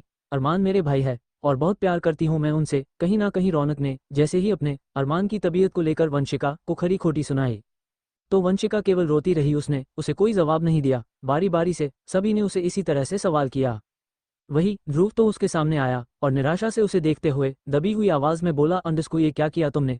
हाँ, क्या किसी दुश्मन ने भेजा है तुम्हें? अरे मैं तो तुमसे सच्ची मोहब्बत करने लगा था। मुझे क्या पता था जिस लड़की से मैं मोहब्बत कर रहा हूँ वो लड़की मेरे भाई की कातिल निकलेगी। जवाब दो मुझे, क्यों किया ऐसा? बोलो, जवाब दो। अब वंशिका के आसपास ध्रुव, रश्मि, आकाश, सुमित, साथ साथ एंजल, राधिका, सभी लोग अलग अलग तरीके से वंशिका से सवाल जवाब कर रहे थे।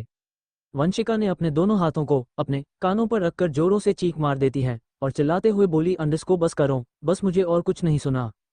और मुझे किसी ने प्लांट नहीं किया है। और हाँ, मैं खुद अपने हाथों से अरमान सिंघानिया की जान लेना चाहती थी। लेकिन मेरा यकीन करो, अब मैं उसकी जान नहीं लेना चाहती हूँ। मैं अब अरमान को बचाना चाहती हूँ। तुम लोग मेरी बात क्यों नहीं समझ रहे हो? मैं अरमान को बचाना चाहती हूँ।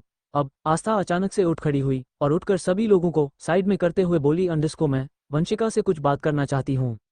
आस्था ने घुटनों के बल आंसू बहाती हुई वंशिका की ओर देखा। अगले ही पल आस्था भी उसके पास घुटनों के बल बैठ गई थी और उसके चेहरे को अपने हाथों में भरकर उम्मीद भरी नजरों से देखकर बोली, अंडस्को वंशिका मेरी आंखों में देखकर बस सिर्फ ये बताओ, क्या तुम मेरे पति की जान बचा सकती हो? आस्था ने सीधे तरीके से वंशिका से बातें की थी। अब वंशिका में आस्था की बात सुनकर अपने आंसुओं को बेदर्दी से पोंछा दिया था और आस्था की ओर देखकर बोली, अंडस्को मेरा यकीन मानो आस्था, मैं यहाँ वापस अरमान की जान बचाने के लिए ही आई हूँ। और मैं जानती हूँ मैं पहले गलत थी। मैं तुम्हें सारी बातें समझा सकती हूँ, किस तरह राजवीर जिंदल ने और अरमान सिंघानिया और डेविल किंग ने मेरी जिंदगी से बर्बाद कर दी। अब जैसे ही बातों में वंशिका ने डेविल किंग का नाम जिक्र किया और अरमान को डेविल किंग को कहकर पुकारा तो आस्था के सांस ऊपर के ऊपर और नीचे के नीचे रह गई थी। साथ साथ अब आकाश, सुमित, ध्रुव, आहान, देव, टाइगर सभी के सभी बारी बारी से एक दूसरे की शक्ल को देखने लगे थे, क्योंकि वो सब लोग कभी भी नहीं चाहते थे कि अरमान सिंघानिया की डेविल किंग की सच्चाई कभी भी आस्था के सामने आए। फिलहाल आस्था अंदर ही अंदर पूरी तरह से टूट चुकी थी। राजवीर जिंदल का उसे समझ में आता था कि लोगों की जान लेने के लिए राजवीर जिंदल के साथ तक गिर सकता है। और उसने डेविल किंग के बारे में अब तक जो कुछ सुना था वो सब कुछ उसे याद के आने लगा था कि किस तरह से डेविल किंग ने बेदर्दी से कितने सारे लोगों की जान ली है। तभी आस्था खुद के जज्बातों को कंट्रोल करते हुए उठ खड़ी हुई। फटाफट से वंशिका को लेकर लेकर वो अरमान के ठीक सामने चली गई थी। उसने एक नज़र अरमान के नीले पड़े शरीर को देखा और वंशिका को किसी ने भी वहां जाने से रोकने की कोशिश नहीं की थी।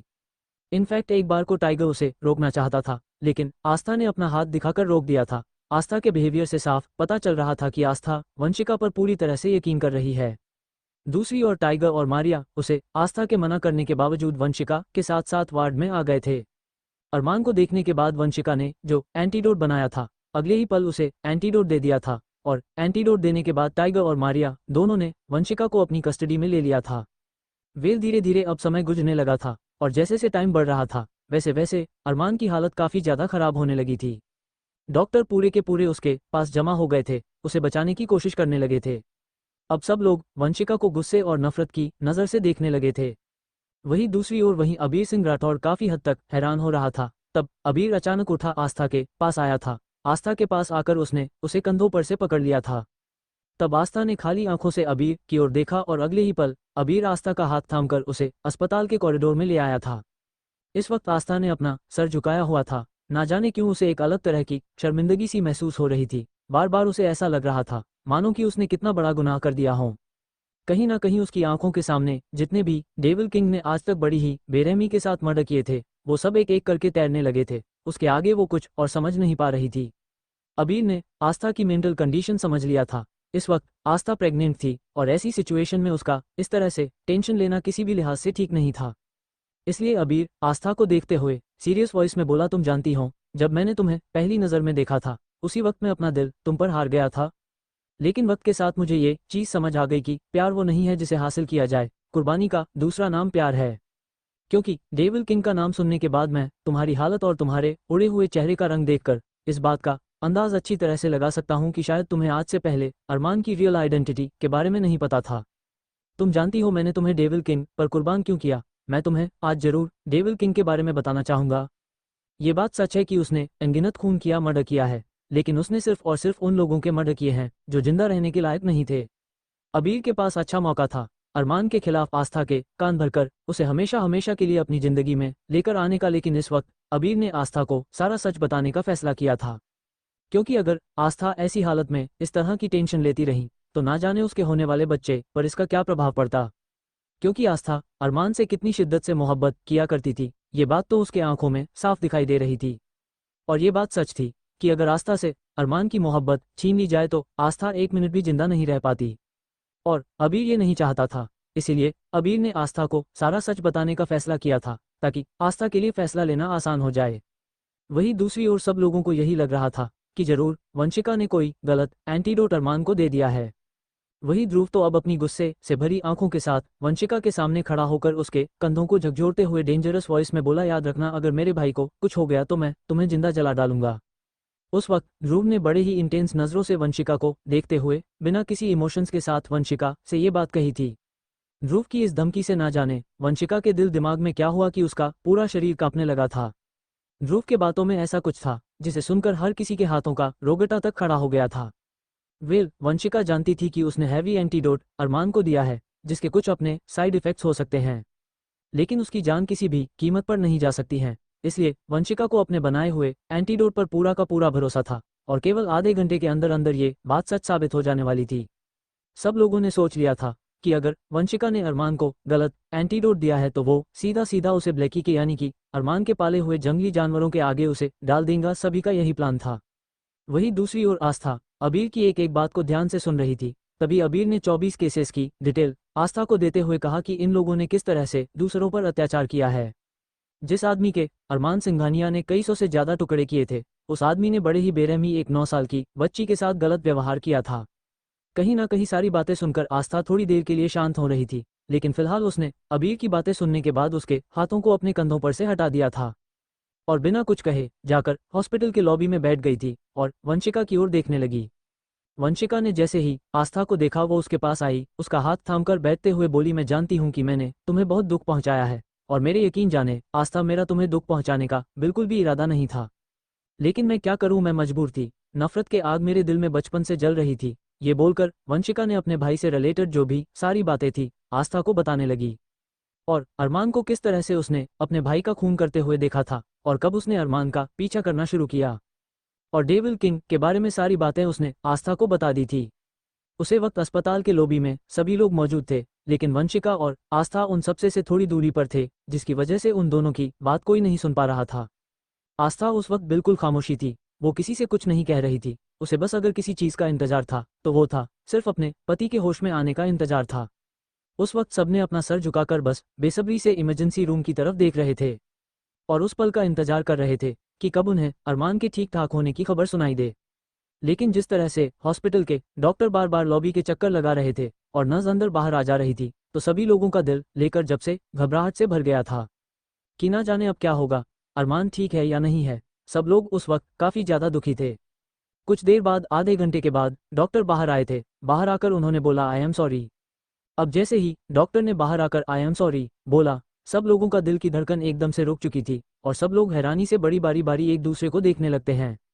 वही आस्था को तो ऐसा लगा जैसे उसके शरीर से किसी के लिए जान निकाल ली हो। लेकिन तभी तुरंत ध्रुव, जो कि पहले से ही गुस्से में था, वो तुरंत डॉक्टर के पास जाकर उसके कंधे को कॉलर को पकड़कर बोला, ये क्या बकवास कर रहे हो तुम? हाँ, सॉरी सॉरी क्यों बोल रहे हो? क्या हुआ अरमान भाई को? वो ठीक तो है ना? कहीं ना कहीं सबका यही इरादा था कि आज वो वंशिका को जिंदा जला डालेंगे, उसे एक मिनट के लिए भी अकेला नहीं छोड़ेंगे। लेकिन तभी डॉक्टर ने आगे बोलना शुरू किया, जी नहीं, हमारे कहने का मतलब ये था कि हम इसके लिए माफी चाहते हैं कि हम अरमान सिंघानिया का इलाज नहीं कर पाए, लेकिन इस लड़की ने जो एंटीडोट बनाया था उसने उनका इलाज कर दिया है और अरमान अब खतरे से बाहर गए हैं और अब ठीक 2 से ढाई घंटे के अंदर अंदर उन्हें होश आ जाएगा। अब जैसे ही डॉक्टर ने ये बताया, सब लोग एक दूसरे की शक्ल देखने लगे थे। इस वक्त वंशिका आस्था के बेहद पास बैठी हुई थी। उसके चेहरे पर किसी तरह की कोई भावनाएं नहीं थी। आस्था बड़े ही ध्यान से वंशिका के चेहरे को नोटिस कर रही थी। रह रहकर उसकी आंखों के सामने वो सारी मंजर घूम रहा था, किस तरह से वंशिका ने सीधे सीधे राजवीर जिंदल को गन पॉइंट पर ले लिया था। आस्था का दिल दिमाग जोरों से चल रहा था, वो कुछ सही से समझ नहीं पा रही थी। करीब करीब तो उसे सारी बातें तो पता चल गई थी, लेकिन फिर भी वो राजवीर जिंदल का वंशिका के साथ कनेक्शन के बारे में वंशिका से साफ साफ जानना चाहती थी। लेकिन ठीक उसी वक्त मारिया और टाइगर हाथ में गन लिए वंशिका की तरफ आए और उस पर और गन पॉइंट करते हुए बोले, अंडरस्को क्वीन, अब आप पीछे हट जाइए, इस लड़की को अब हम जिंदा नहीं छोड़ेंगे। वैसे भी किंग अब ठीक है, इसीलिए मैंने इसे कुछ समय तक इसकी सांसें उधार दी थी, लेकिन अब इसके जाने का समय आ गया है। टाइगर की आंखों में वंशिका के लिए नफरत और गुस्सा साफ दिखाई दे रहा था, और कहीं ना कहीं आस्था टाइगर के इमोशंस को अच्छी तरह से समझ रही थी। लेकिन तभी आस्था वंशिका के तुरंत आगे आकर खड़ी हो गई और बिना झिझके बोली, जब तक मिस्टर सिंघानिया को होश नहीं आ जाता है वंशिका को कोई कुछ नहीं कहेगा, और तब तक वो मेरे साथ रहेगी। ये बोलकर आस्था ने वंशिका का हाथ पकड़ लिया था और उसे वहां से लेकर जाने लगती है। दादाजी, आकाश, सुमित, ध्रुव, आहान, सभी लोग हैरानी से आस्था को देख रहे थे। कोई कुछ समझ नहीं पा रहा था कि आखिर आस्था करना क्या चाह रही है। जबकि आस्था को ये पता चल चुका था कि अरमान खतरे से बाहर है, तो आस्था को अरमान के साथ होना चाहिए था, लेकिन आस्था तो वंशिका का हाथ थामकर वहां से बाहर चली गई थी। वही अबीर और अविनाश दोनों ही हैरानी से आस्था को जाते हुए देख रहे थे, और कहीं ना कहीं अविनाश इस वक्त आस्था के दिल की हाल समझ चुका था। बाकी सबके लिए तो आस्था एकदम से ही पहेली सी बन गई थी। दूसरी ओर वही अब रौनक ने फटाफट से अस्पताल के ही बने मंदिर के सामने जा पहुंची, और वहां जाकर वो भगवान जी का ढेर सारा शुक्रिया अदा करना चाहती थी। रौनक ने आज तक कभी किसी मंदिर में कोई कदम नहीं रखा था, लेकिन जब से अरमान पर जान पर खतरा मंडरा रहा था, तब से वो मंदिर के सामने से हट ही नहीं रही थी। फिलहाल वो भगवान जी का शुक्रिया अदा करने के लिए वहां जाना चाहती थी, लेकिन जैसे ही वो वहां गई, उसने देखा कि वहां तो पहले से ही आहान घुटनों के बल आंखें बंद किए प्रार्थना कर रहा था। एक पल को रौनक ने जैसे ही आहान को देखा तो आहान बड़ा ही प्यारा लगा था। वेल, कुछ देर बाद आहान को देखने के बाद रौनक भी आहान के ठीक बराबर में उसी तरह से आंखें बंद करके बैठ गई थी। वही आहान जो कि आंखें बंद करके ऑलमोस्ट अपने आंसुओं को रोकने की कोशिश कर रहा था, खुश होते हुए मन में भगवान जी का शुक्रिया अदा कर रहा था कि अरमान अब खतरे से बाहर है। और जैसे ही आंखें खोलकर वो उठकर जाने लगा, उसने अपने ठीक बराबर में रौनक को देखा तो वो वहीं रुक गया था। रौनक के बालों की कुछ लटें उसके गालों पर आ रही थी। रौनक की आंखों में आंसू थे, रोने की वजह से उसकी आंखें एकदम लाल हो गई थी। उस वक्त रौनक उसे बड़ी प्यारी क्यूट सी टेडी बेयर जैसी दिख रही थी। आहान खोया हुआ सा रौनक को निहार रहा था। रौनक के बालों के लट हवा से उड़ रहे थे, जो उसे और भी ज्यादा खूबसूरत बना रही थी। आहान अपने इमोशंस पर कंट्रोल नहीं कर पा रहा था। अचानक से थोड़ा सा आगे बढ़कर उसने अपने होठों से रौनक के गालों को छू लिया था। अब जैसे ही रौनक को अपने गानों पर आहान के गर्म सांस महसूस हुई, उसने तुरंत घबराकर अपनी आंखें खोली और तुरंत आहान को खुद से दूर धकेल दिया था और खड़ी होकर गुस्से से उसे घूरने लगी थी। उसकी और उंगली पॉइंट करके भड़कते हुए बोली, ये क्या बदतमीजी थी मिस्टर आहान सिंघानिया, तुम्हारी हिम्मत कैसे हुई इस तरह से मेरा फायदा उठाने की? हाँ, तुम क्या करने की कोशिश कर रहे थे? बोलो, जवाब दो। रौनक की आवाज एकदम तेज हो गई थी। तभी आहान को अपनी गलती का रियलाइजेशन हुआ और वो रौनक से माफी भी मांगना चाहता था कि उसने उसे बिना परमिशन के किस किया था, लेकिन जिस तरह से रौनक ने एटीट्यूड के साथ थोड़ी तेज आवाज में उससे बात की, अब तो आहान का भी पारा चढ़ गया और वो अपने आसपास देखने लगा था। कुछ बोर्ड बॉय नज उन्हें ही नोटिस कर रहे थे, इसीलिए आहान वहां पर अब कोई तमाशा नहीं करना चाहता था। इसीलिए उसने सीधा रौनक का हाथ पकड़ा और उनसे हॉस्पिटल के खाली पड़े एक वीआईपी बोर्ड में ले गया था। वहीं दूसरी ओर इस वक्त ध्रुव साथ साथ सुमित, आकाश, दादाजी, एंजल, राधिका, देव, रश्मि, सभी के चेहरे पर परेशानी के भाव तो थे, सिर्फ और सिर्फ आस्था के बर्ताव को लेकर। लेकिन साथ ही साथ सभी इस बात से खुश भी थे कि चलो, अब अरमान की जान अब खतरे से बाहर है, तो कहीं ना कहीं सभी थोड़ा सा रिलीफ फील कर रहे थे। और वही रश्मि, ध्रुव ये बात अच्छी तरह से जानते थे कि अगर वायरस का एंटीडोट अरमान को लग चुका है, तो कुछ ही घंटे में अरमान को होश भी आ जाएगा। और सभी को इस बात का डर सता रहा था कि अरमान होश में आने के बाद सीधे सीधे आस्था के बारे में पूछेगा तो वो लोग उसे क्या जवाब देंगे, क्योंकि आस्था तो बिना किसी को कुछ बताएं वंशिका का हाथ पकड़कर वहां से चली गई थी। वहीं दूसरी ओर राजवीर जिंदल जल्दी ही अपने घर पहुंच चुका था। घर जाकर उसने अपने मरी हुई बीवी को उठाया और उसे फटाफट से कसकर गले से लगाया। कहीं ना कहीं एक पल को जब वंशिका ने उसके ऊपर गन तानी तो उसे अनजाना सा डर सताने लगा था कि शायद वो अपनी बीवी से अब दूर हो जाएगा। राजवीर जिंदल सब कुछ बर्दाश्त कर सकता था, लेकिन अपनी बीवी से दूरी किसी भी कीमत पर बर्दाश्त नहीं कर सकता था। इसीलिए अब उसने उसके आंखों के सामने बार बार वंशिका का चेहरा घूम रहा था और वो डेविल की स्माइल करते हुए मन में बोला, काफी सालों से राजवीर जिंदल ने किसी की जान नहीं ली है, लेकिन अब लगता है उस लड़की की जान लेनी होगी। आखिर उसकी हिम्मत कैसे हुई इस तरह से राजवीर जिंदल पर बंदूक तानने की? उन्हें कहीं ना कहीं राजवीर जिंदल वंशिका के बारे में सारी बातें जानकर उसे अपने रास्ते से हटाना चाहता था, क्योंकि एक पल के लिए वंशिका ने राजवीर जिंदल को डरा दिया था। वेल, जल्दी ही राजवीर अपनी मृत बीवी को फिर किस करने के बाद उसे एक बार फिर से बर्फ के हवाले और कुछ केमिकल वगैरह लगाकर जल्दी ही अपने ऑपरेटर रूम में चला गया था। और वहां जाकर वंशिका की डिटेल्स चेक करने लगा था। वहीं दूसरी ओर ऋषिका दूसरी ओर आस्था वंशिका का हाथ थामकर उसे कहीं और नहीं बल्कि हॉस्पिटल के ही पास में बने एक छोटे से पार्क में ले आई थी। वंशिका ने अपना सर झुकाया हुआ था। आस्था एक बार फिर वंशिका को पार्क की बेंच पर लेकर बैठ गई थी। इस वक्त वो दोनों इस तरह से बैठे हुए थे जिस तरह से वो मेडिकल कॉलेज के पार्क में पहली बार मिले थे। विल आस्था ने एक नज़र वंशिका को ध्यान से देखा। वंशिका का पूरा चेहरा इस वक्त मुरझाया हुआ था। उसके चेहरे से को देखकर साफ पता चल रहा था कि अरमान को जहर देने के बाद वो बिल्कुल भी खुश नहीं थी। तब आस्था ने वंशिका की ओर देखकर सीरियस लुक देते हुए सिर्फ एक ही सवाल किया, मैं सिर्फ तुमसे ही जानना चाहती हूँ कि तुमने राजवीर जिंदल पर बंदूक क्यों तानी थी। अब आस्था का सवाल सुनकर वंशिका पूरी तरह से चौंक गई थी और उसे काफी ज्यादा हैरानी हुई। उसे तो लगा था कि आस्था वंशिका से ये सवाल करेगी कि उसने उसके पति को इस तरह से इतना खतरनाक वायरस क्यों दिया, वो उसके पति की जान क्यों लेना चाहती थी। लेकिन ये क्या, यहाँ तो वंशिका से आस्था सीधे सीधे तरीके से उसे ये पूछ रही थी कि उसने राजवीर जिंदल पर बंदूक क्यों तानी। अब वंशिका की आंखों में कंफ्यूजन देखकर आस्था शांत स्वर में बोली, तुम्हें क्या लगा मैं तुमसे ये पूछूंगी कि तुमने अरमान जी की जान लेने की कोशिश क्यों की, लेकिन सबसे पहले मैं ये जानना चाहती हूँ कि तुमने राजवीर जिंदल की जान लेने की कोशिश क्यों की। अब वंशिका ने एक नज़र आस्था के सपाट चेहरे की ओर देखा और अगले ही पल बिना किसी इमोशंस के बोली, क्योंकि राजवीर जिंदल ने मेरी जिंदगी अरमान सिंघानिया के हाथों बर्बाद की है। अब आस्था के एक्सप्रेशन काफी हद तक बिगड़कर खतरनाक हो गए थे। कहीं ना कहीं वंशिका को आज पहली बार आस्था से अनजाना सा डर लग रहा था। वंशिका को लग रहा था उसने अरमान सिंघानिया के बारे में उल्टी सीधी बातें की है, शायद इसीलिए आस्था के एक्सप्रेशन इतनी ज्यादा खतरनाक हो रहे हैं। उसे इस बात के बारे में दूर दूर तक कोई अंदाजा नहीं था कि राजवीर जिंदल के बारे में सुनकर आस्था का मूड खराब हो रहा था। विल आस्था ने अचानक अपनी आंखों को कसकर बंद कर दिया था और अपनी लाल आंखों से वंशिका की ओर घूरते हुए बोली, वंशिका मैं तुमसे पहेलियां नहीं सुनना चाहती हूँ, मुझे सीधे सीधे तरीके से सच बताओ, कब और कहाँ क्या हुआ था। अब वंशिका ने भी गहरी सांस ली और वंशिका समझ चुकी थी कि अरमान सिंघानिया पर हमला करके वो अपनी जिंदगी की मौत के कागजों पर ऑलरेडी पहले ही साइन कर चुकी है। तो इस तरह से अगर आस्था को एक बार वो सच बता देगी तो हो सकता है उसके दिल का बोझ भी हल्का हो जाए, क्योंकि आज तक वंशिका इस सच को लेकर घुटते हुए आई थी। वंशिका की जिंदगी में तो कोई नहीं था, परिवार के नाम पर आस्था के पास कम से कम उसकी नानी माँ तो थी। तभी वंशिका ने गहरी लंबी सांस ली और बचपन में जो कुछ भी हुआ था, किस तरह अस्पताल में पहुंचे थे, वो सारी बातें उसने जल्दी ही आस्था को एक एक करके बता दी थी।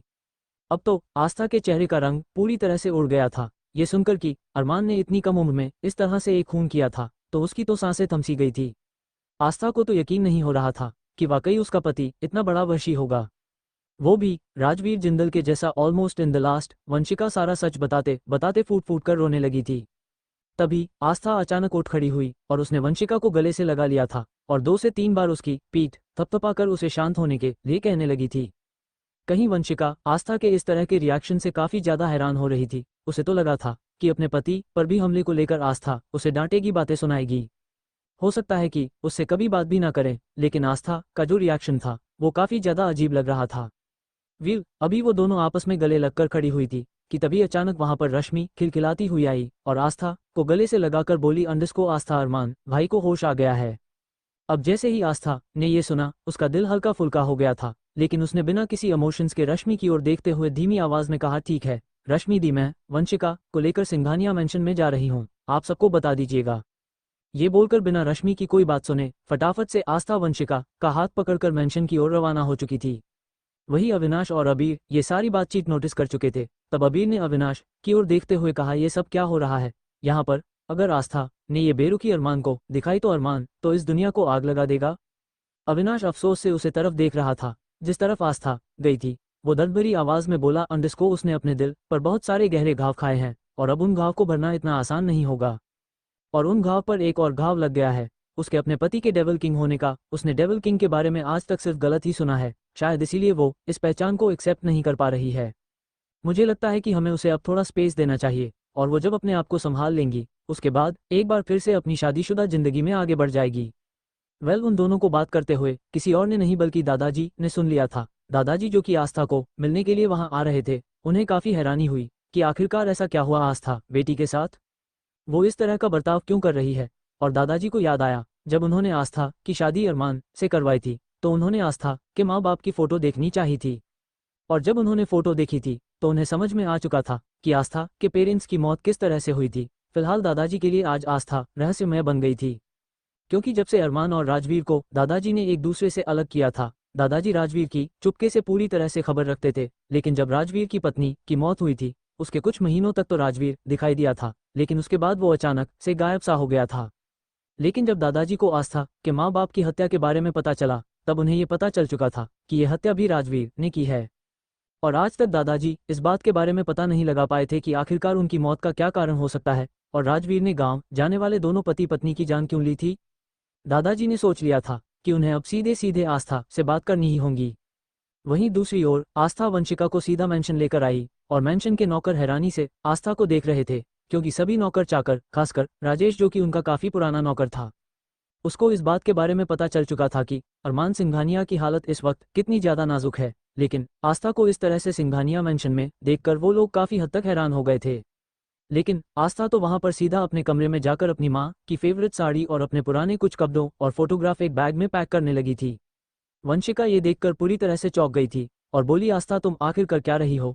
इस तरह से तुम भला अपने कपड़े कैसे पैक कर सकती हो? तुम अच्छी तरह से जानती हो कि तुम्हारे पति की इस वक्त क्या सिचुएशन है। आस्था ने वंशिका की बातों का कोई जवाब नहीं दिया और उसकी ओर देखकर बोली, अंडरस्को तुम जानती हो मैं तुम्हें यहाँ सिंघानिया मेंशन सिर्फ इसलिए लेकर आई हूँ ताकि तुम सेफ रह सको, क्योंकि अगर तुमने कहीं और जाने की कोशिश की, पूरे शहर में तुमने कहीं और अपना सर छुपाने की कोशिश की, तो अरमान जी के आदमी तुम्हें वहां से भी खोज निकालेंगे। इसीलिए तुम्हारे लिए सबसे सेफ जगह अगर कोई है तो वो सिंघानिया मेंशन में ही है। और हाँ, एक और बात, तुम बिल्कुल ठीक सोच रही हो, मैं वाकई यहाँ से जाना चाहती हूँ, क्योंकि मैं किसी खूनी और स्पेशली उस इंसान के साथ जो कि राजवीर जिंदल को अपना आइडियल मानता है, उसके साथ मैं किसी भी कीमत पर नहीं रहूंगी। अभी जैसे ही आस्था ने ये बताया, वंशिका को आस्था के दिल में अरमान के लिए नफरत साफ महसूस हो रही थी। लेकिन वंशिका समझ नहीं पा रही थी कि आखिरकार आस्था को इतना ज्यादा गुस्सा किस बात से आ रहा है। क्या इस बात से कि उसका पति डेविल किंग है, या इस बात से कि राजवीर अरमान का गुरु है और वो राजवीर के साथ मिला हुआ है। वंशिका अभी इसी उलझन में थी कि तभी अचानक उन्हें उस कमरे में किसी का खांसने की आवाज सुनाई दी। अभी तो आस्था और वंशिका दोनों चौंककर दरवाजे की तरफ देखने लगे। दरवाजे पर कोई और नहीं बल्कि इस वक्त मिस्टर आलोक सिंघानिया यानी कि दादाजी खड़े थे। अब वंशिका दादाजी को देखकर हैरान हो गई और अगले ही पल वंशिका आंखों में आंसू गए और वो दादाजी के सामने हाथ जोड़कर खड़ी हो गई थी और शर्मिंदा होकर बोली, अंडरस्को दादाजी, मैं आपसे माफी मांगती हूँ कि मैंने आपके पोते को हर्ट किया। अब जैसे ही वंशिका ने ये बोला, दादाजी ने केवल उसके सर पर हाथ रखा और फिर आस्था की ओर देखकर बोले, अंडरस्को बेटा, मैं इस वक्त आस्था से कुछ जरूरी बात करना चाहता हूँ, तो तुम इस वक्त हमें कुछ देर के लिए अकेला छोड़ दो और बेटा तुम गेस्ट रूम में जाकर वहां आराम करो। अब जैसे ही दादाजी ने बोला, वंशिका ने एक नज़र आस्था की ओर देखा जो कि चुपचाप अपना बैग समेटे खड़ी हुई थी और अगले ही पल वंशिका उस कमरे से बाहर निकल गई। दादाजी ने ऑलरेडी राजेश को इंस्ट्रक्शन दे दिए थे। राजेश ने वंशिका का सामान दादाजी के कहने पर टाइगर और मारिया ने वंशिका का सामान उसके कॉलेज के पास वाला जो उसका रेंटल हाउस था वहां से मंगवा लिया था और सीधा सीधा मेंशन में शिफ्ट करवा दिया था। वंशिका को भी हैरानी हुई कि इतनी जल्दी ये इतना सब कुछ अरेंजमेंट्स कैसे हो गया, लेकिन वो अच्छी तरह से जानती थी कि अरमान के नाम का पूरे शहर में सिक्का चलता है, तो उसके लिए घर ढूंढना और उसमें से सामान निकलवाना कोई बड़ी बात नहीं थी। अब आस्था के चेहरे को देखकर दादाजी कुछ पल कुछ सोचते रहे, क्योंकि आज आस्था के चेहरे पर किसी भी तरह का कोई भाव नहीं था, ना दर्द का ना ही किसी तरह के कोई इमोशंस था। बिल्कुल सपाट चेहरा लिए आस्था वहां खड़ी हुई थी। तभी आस्था को वहां इस तरह से देखकर दादाजी ने उसका हाथ पकड़ा और से बेड के सिरे पर बिठाते हुए कहा, बेटा मैं जानना चाहता हूँ क्या हुआ है, मैं सिर्फ और सिर्फ सच जानना चाहता हूँ। मुझे पूरी उम्मीद है कि मेरी बेटी मुझे बिल्कुल भी झूठ नहीं बोलेगी। दादाजी को कहीं ना कहीं इस बात का पूरा यकीन था कि आस्था उन्हें किसी भी तरह का कोई धोखा या झूठ नहीं बोलेगी। लेकिन आस्था केवल बिना किसी इमोशंस के दादाजी की ओर देख रही थी। वहीं दूसरी ओर अस्पताल में नानी माँ को होश आ गया था। नानी माँ को जैसे ही होश आया वो उठकर तुरंत बैठ गई थी। हालांकि उनके सर पर लगी हुई चोट ठीक हो चुकी थी, क्योंकि काफी दिनों से वो अस्पताल में भर्ती थी। अब नानी माँ को अचानक से होश आ जाने पर सभी लोग हैरान हो गए और काफी ज्यादा खुश भी हो गए थे। स्पेशली रश्मि तो काफी ज्यादा खुश हो गई थी और वो ये खबर पर्सनली आस्था को देना चाहती थी।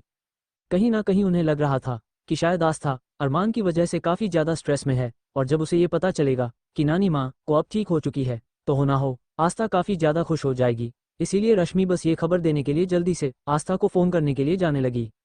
वहीं दूसरी ओर इस वक्त आहान रौनक को एक प्राइवेट वार्ड में ले आया था और वहां जाकर उसने उसे सीधा एक तरफ धक्का से दे दिया था, जिससे रौनक फर्श पर जा गिरी थी।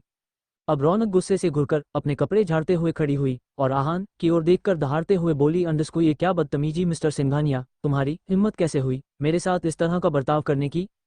ये बोलकर रौनक ने अपनी लड़ाकू लैंग्वेज में आहान को गाली देना शुरू कर दिया था। उस वक्त रौनक के मुंह में जो आ रहा था वो बकवास किए जा रही थी।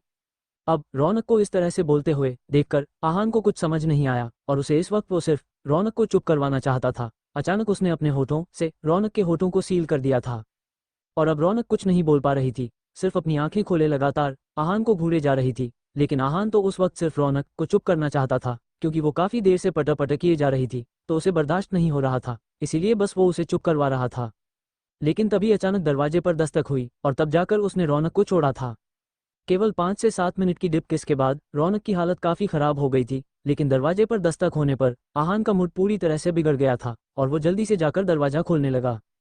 लेकिन तभी उसने देखा कि दरवाजे पर एक नर्स खड़ी हुई थी। वो आहान शांत आवाज में बोली, वो सर रश्मि मैडम ने आपको ये बताने के लिए भेजा है कि नानी माँ को होश आ गया है।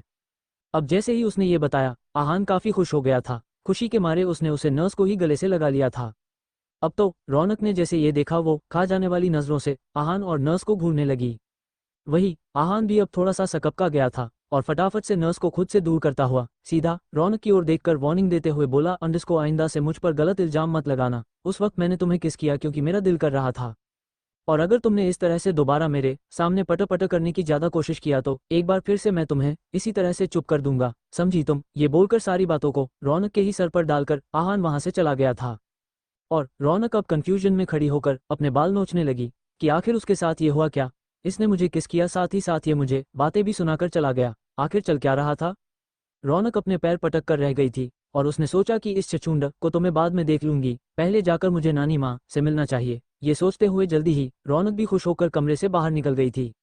वहीं दूसरी ओर सभी लोग बारी बारी से नानी माँ को मिलने लगे। नानी माँ उस वक्त काफी ज्यादा एनर्जेटिक सी थी और उठकर वो सबसे बारी बारी से गले मिलते हुए बताती है, मेरे बच्चों ये सब क्या हुआ, कैसे हुआ। उन्होंने बता दिया कि उन पर दुर्जन सिंह ने हमला किया था। बारी बारी से नानी माँ ने सारी सच्चाई उन लोगों को बता दी थी। तब सब लोग कहने लगे कि उन्हें पहले ही शक हो गया था कि दुर्जन सिंह ने ही नानी माँ पर हमला किया है। दुर्जन सिंह को उसकी अच्छी खासी सजा मिल चुकी है। इतना ही नहीं, टाइगर और मारिया ने सुमित और आकाश के इंस्ट्रक्शन पर दुर्जन सिंह को गांव वाली जेल से निकलवाकर शहर वाले जेल में शिफ्ट करवा दिया था, जहां पर अरमान सिंघानिया का कानून चलता था। और अब अरमान उसे अपने स्टाइल में सजा देने वाला था, लेकिन होश में आने के बाद, क्योंकि वो लोग जानते थे कि डेविल किंग कब क्या कर सकता है। और अगर आकाश और सुमित दुर्जन सिंह को उसे जेल में से नहीं निकालते तो हो सकता है कि अरमान सिंघानिया खुद जाकर उसे जेल में ही दुर्जन सिंह को अपने हिसाब से सजा देता। तो फिर उन लोगों के लिए काफी ज्यादा प्रॉब्लम खड़ी हो सकती थी। इसीलिए उन्होंने पहले ही अरमान सिंघानिया के सारे पेंडिंग काम को करना कंटिन्यू कर दिया था और कुछ दिन शहर वाले जेल में रखने के बाद उनका इरादा दुर्जन की रिहा करवाकर उसे सीधा फार्म हाउस में कैद करने का था। अब जैसे ही नानी माँ को ही पता चला कि दुर्जन सिंह को ऑलरेडी सजा मिल चुकी है तो उन्हें थोड़ी राहत महसूस हुई। लेकिन तभी वो रश्मि, राधिका और एंजल सबकी ओर देखते हुए पूछती है, लेकिन आस्था कहाँ है, आस्था दिखाई क्यों नहीं दे रही है। तो मजबूरन रश्मि को अरमान पर हुए हमले से लेकर सारी बात नानी माँ को बताने पड़ी, क्योंकि नानी माँ काफी ज्यादा इंसिस्ट करने लगी थी। नानी माँ उन सबके साथ रहकर उनकी आंखों की उदासी और उनके मन की बात उनके चेहरे को अच्छी तरह से पढ़ना सीख गई थी। और उन सबकी आंखों में उदासी थी और सबके चेहरे उतरे हुए थे, तो नानी माँ समझ चुकी थी कि कुछ नहीं कुछ तो गड़बड़ जरूर है। इसीलिए नानी माँ ने उन पर जोर देकर सब जानने की कोशिश की थी और जल्दी ही सारा सच सुनने के बाद नानी माँ के तो होश पूरी तरह से उड़ चुके थे। हालांकि रश्मि ने उन्हें कहा भी था कि आप काफी टाइम से कोमा में थी, वैसे भी आपको किसी भी तरह का स्ट्रेस नहीं लेना चाहिए। लेकिन नानी माँ ने ममता भरी आवाज में कहा, मैं कोमा में भले ही थी लेकिन सारी बातें मैं अच्छी तरह से सुन रही थी, समझ रही थी, लेकिन ना जाने कब से उठने की कोशिश कर रही थी, लेकिन उठ ही नहीं पा रही थी। मेरे बच्चे कितना ज्यादा रो रहे थे, कितने ज्यादा परेशान थे। कहीं ना कहीं नानी माँ को आप सारी बातें याद आने लगती है। वेल, धीरे धीरे नानी माँ बिस्तर से उठ खड़ी हुई और धीरे से रश्मि के पास जाकर बोली, बेटा मैं अभी आस्था और दामाद जी को देखना चाहती हूँ। तब नानी माँ की बात सुनकर रश्मि कुछ पल सोचने लगी और शांत आवाज में बोली, वो दरअसल नानी माँ।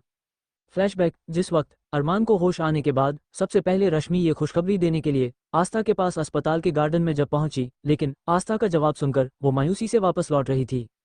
तभी उसने सोचा क्यों ना नानी माँ को देख लिया जाए। तब वो नानी माँ को देखने के लिए गई थी, लेकिन नानी में उठ बैठी थी। तब रश्मि बोली, वो एक्चुअली नानी माँ अरमान तो इस वक्त आकाश, सुमित, ध्रुव, आहान, टाइगर, मारिया और देव इन सब के साथ एक इम्पॉर्टेंट मीटिंग कर रहा था।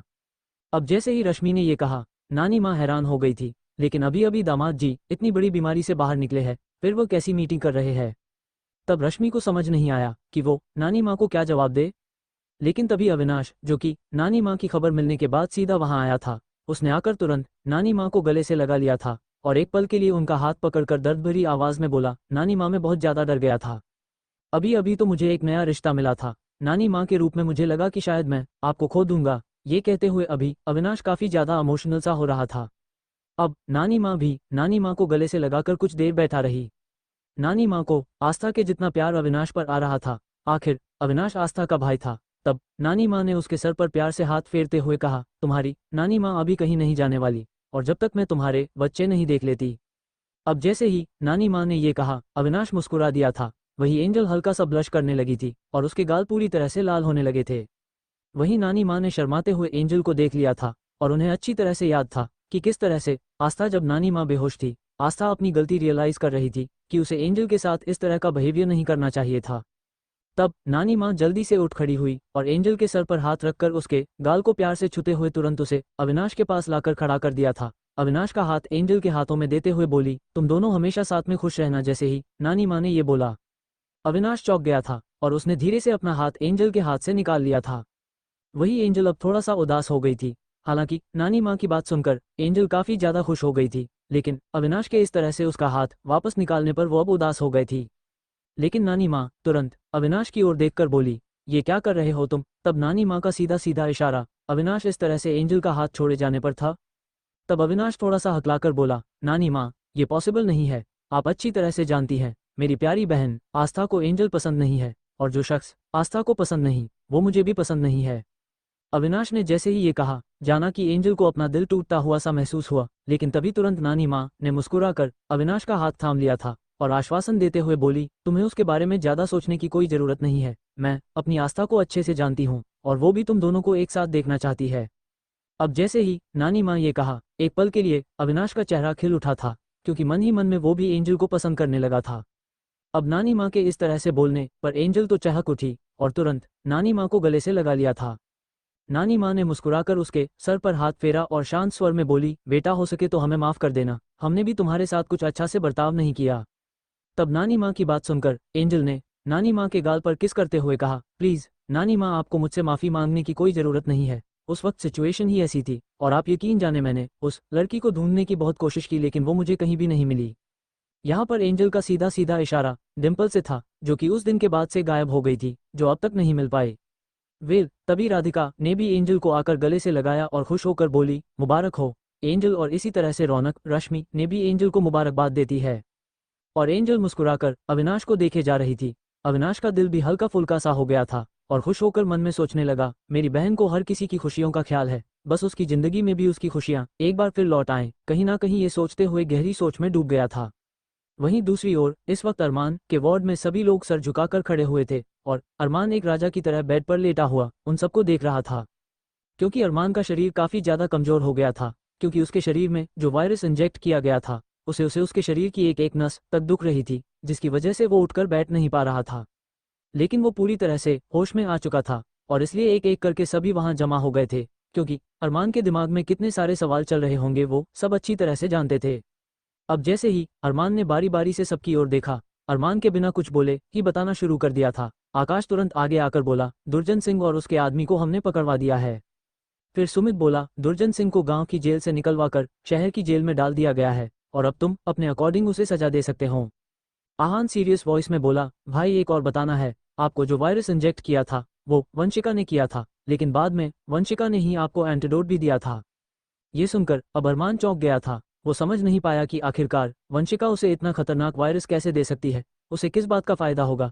ये जरूर उसके किसी न किसी दुश्मन ने वंशिका को हायर किया होगा। लेकिन तभी टाइगर और मारिया तुरंत बोल पड़े, वंशिका को किसी ने भी हायर नहीं किया था, उसने अपनी कोई पर्सनल दुश्मनी निकाली है। साथ ही साथ देव तुरंत बोल पड़ा, मैंने पता लगाया है कि वंशिका डॉक्टर राजवीर जिंदल से नफरत करती है। अब ये लाइन सुनकर अरमान की हैरानी का कोई ठिकाना नहीं था। वो नासमझी में बोला, क्या कहा तुमने? इस बीच अरमान केवल एक ही बात बोला था, क्या कहा तुमने? तब तुरंत देव घबरा कर बोला, वो बॉस पता चला है कि वंशिका राजवीर जिंदल से नफरत करती है और उसकी उससे कोई ना कोई दुश्मनी है, और वैसे भी हम सबने हॉस्पिटल में वंशिका को राजवीर जिंदल पर गन तानते हुए देखा था। अब जैसे ही सब लोगों ने अपने अकॉर्डिंग सारी बातें जो कुछ भी वो जानते थे सब अरमान बता दी थी। अब अरमान गहरी सोच में डूब गया और वो सोचने लगा था कि आखिर उसके गुरुजी से वंशिका की क्या दुश्मनी हो सकती है, और आखिर वंशिका को किसने हायर किया था, ये एक पहेली से बन गई थी। तभी अरमान रोबदार आवाज में बोला, मुझे फार्म हाउस लेकर चलने की तैयारी करो। कहीं ना कहीं अरमान को यही लग रहा था कि अगर इन लोगों को पता चल चुका है कि वंशिका ने ही अरमान पर हमला किया था, तो वंशिका को जरूर उसके फार्म हाउस पर कैद कर दिया गया होगा। लेकिन तुरंत ही आकाश बोला, हम तुम्हें फार्म हाउस लेकर चल सकते हैं क्योंकि वहां पर दुर्जन सिंह मौजूद है, लेकिन वंशिका वहां नहीं है। अब तो अरमान की कंफ्यूजन का कोई ठिकाना नहीं था। उसने केवल एक सरसरी सी नज़र बारी बारी से सब पर डाली थी और सब लोग काफी ज्यादा घबरा गए थे क्योंकि आज कितने दिनों के बाद अरमान के अंदर का डेविल किंग रूप सामने आ रहा था। अरमान आस्था की मोहब्बत में पूरी तरह से बदल चुका था, लेकिन अब जिस तरह से अरमान सबको बारी बारी से देख रहा था तो ये वाकई काफी ज्यादा हैरान करने वाला था। अरमान की आंखों की तपिश से सबके शरीर से पसीना निकलना शुरू हो गया था। तभी मारिया घबराहट में बोली, किंग, क्वीन वंशिका को साथ लेकर गई है और क्वीन ने हमें वंशिका के साथ कुछ भी गलत नहीं करने दिया और क्वीन सिंघानिया मेंशन में है, वो हॉस्पिटल में नहीं है। अब इन सारी बातों के बाद अरमान को अब आस्था का ख्याल आया। उसकी तो हैरानी बढ़ चुकी थी कि आस्था उसको ऐसी हालत में छोड़कर भला इस तरह से मेंशन में कैसे जा सकती है। अरमान के चेहरे पर हवाइयां उड़ रही थी, उसे समझ नहीं आ रहा था कि वो सिचुएशन में कैसे रिएक्ट करें। कुछ ना बोलते हुए अरमान ने तुरंत टाइगर की ओर देखा, मानो वो आंखों में उसे हुक्म दे रहा हो कि जाओ जाकर आस्था को अभी इस वक्त मेरे सामने लेकर आओ, मैं उसे देखना चाहता हूँ। अरमान की नजरें समझते ही टाइगर बिना सोचे समझे तुरंत वहां से सिंघानिया मेंशन के लिए निकल चुका था। वहीं दूसरी ओर अंडरस्को मेंशन में आस्था ने दादाजी की ओर गहरी नजरों से देखा। वहीं दादाजी को आस्था की नजरें काफी ज्यादा अजीब लग रही थी। तब दादाजी एक बार फिर बोले, बेटा, मैं सिर्फ और सिर्फ सच जानना चाहता हूँ कि आखिरकार क्या हुआ है और मेरी खिलखिलाती हुई बेटी एकदम प्यारी और इनोसेंट सी आस्था से आज मुझे इतना ज्यादा खौफ क्यों लग रहा है। तभी आस्था उदासी भरी नजरों से देखकर बोली, आपने मुझे बहुत बड़ा धोखा दिया है दादाजी, आपको मेरे साथ ऐसा नहीं करना चाहिए था। आपको शुरू से ही अपने पोते का सच पता था कि वो एक डेविल किंग है और मासूम लोगों की जान लेना उसका शौक है। आपने मेरी शादी एक खूनी से करवाई है और आप जानते हैं, दुनिया में सबसे ज्यादा अगर किसी से नफरत करती हूँ तो वो उससे करती हूँ जो मासूम लोगों की बेरहमी से जान लेता है, और अरमान सिंघानिया उनमें से एक है। अब जैसे ही आस्था ने ये बोला, दादाजी को तो ऐसा लगा मानो कि उनके सीने में खंजर घोंप दिया हो। वो सपने में भी नहीं सोच सकते थे कि आस्था इस तरह की बातें साफ साफ दादाजी को बोल देंगी। तब दादाजी को अपने दिल में काफी ज्यादा भारीपन महसूस हुआ और वो तुरंत बोले, बेटा, तुम्हें कोई गलतफहमी हुई है। हाँ, ये बात सच है कि मेरा बेटा ही डेविल किंग है, लेकिन मेरी बात का यकीन मानो, उसने कभी किसी निर्दोष की जान नहीं ली है। तब आस्था तुरंत उठ खड़ी हुई और बोली, चाहे आपके लाडले पोते ने किसी क्रिमिनल की ही जान क्यों ना ली हो, लेकिन जान लेने का हक किसी भी इंसान को नहीं है। आस्था इस वक्त सपाट चेहरे के साथ सीधी बातें कर रही थी, उसके चेहरे पर इमोशंस नाम की कोई चीज नहीं थी। तभी आस्था बात सुनकर दादाजी बोले, चलो मैं मानता हूँ कि मेरा बेटे ने गलती की है, उसने इस तरह से कुछ लोगों की जान ली है, लेकिन अब वो सुधर चुका है बेटा। मेरे यकीन मानो, वो तुमसे बहुत ज्यादा प्यार करने लगा है। तुम्हारे प्यार में वो गलत काम सब कुछ छोड़ चुका है, वो अब कभी कोई गलत काम नहीं करेगा बेटा। तो मुझे पूरी उम्मीद है तुम अपने प्यार से अरमान को हर एक बुरा काम करने से रोक दोगी। अब आस्था शॉक्ड हो गई थी और दादाजी की ओर वो इस तरह से देख रही थी और मानो कि वो कहना चाह रही हो कि आखिरकार आपको मुझसे क्या दुश्मनी है जो हर बार आप अपने पोते के लिए मुझे मनाने की कोशिश करते हैं। फिलहाल दादाजी आस्था की नफरत बर्दाश्त नहीं कर पा रहे थे और विनती करते हुए बोले, बेटा देखो, मेरी बात सुनो, तुम्हें इस वक्त सिर्फ आराम की जरूरत है। मैं नहीं चाहता कि तुम इस सिचुएशन में किसी भी तरह का स्ट्रेस ले। दादाजी को इस वक्त आस्था के काफी फिक्र हो रही थी, क्योंकि आस्था जिस तरह से बिना किसी इमोशन के बातचीत कर रही थी, ये अंदर ही अंदर उन्हें खाए जा रहा थी।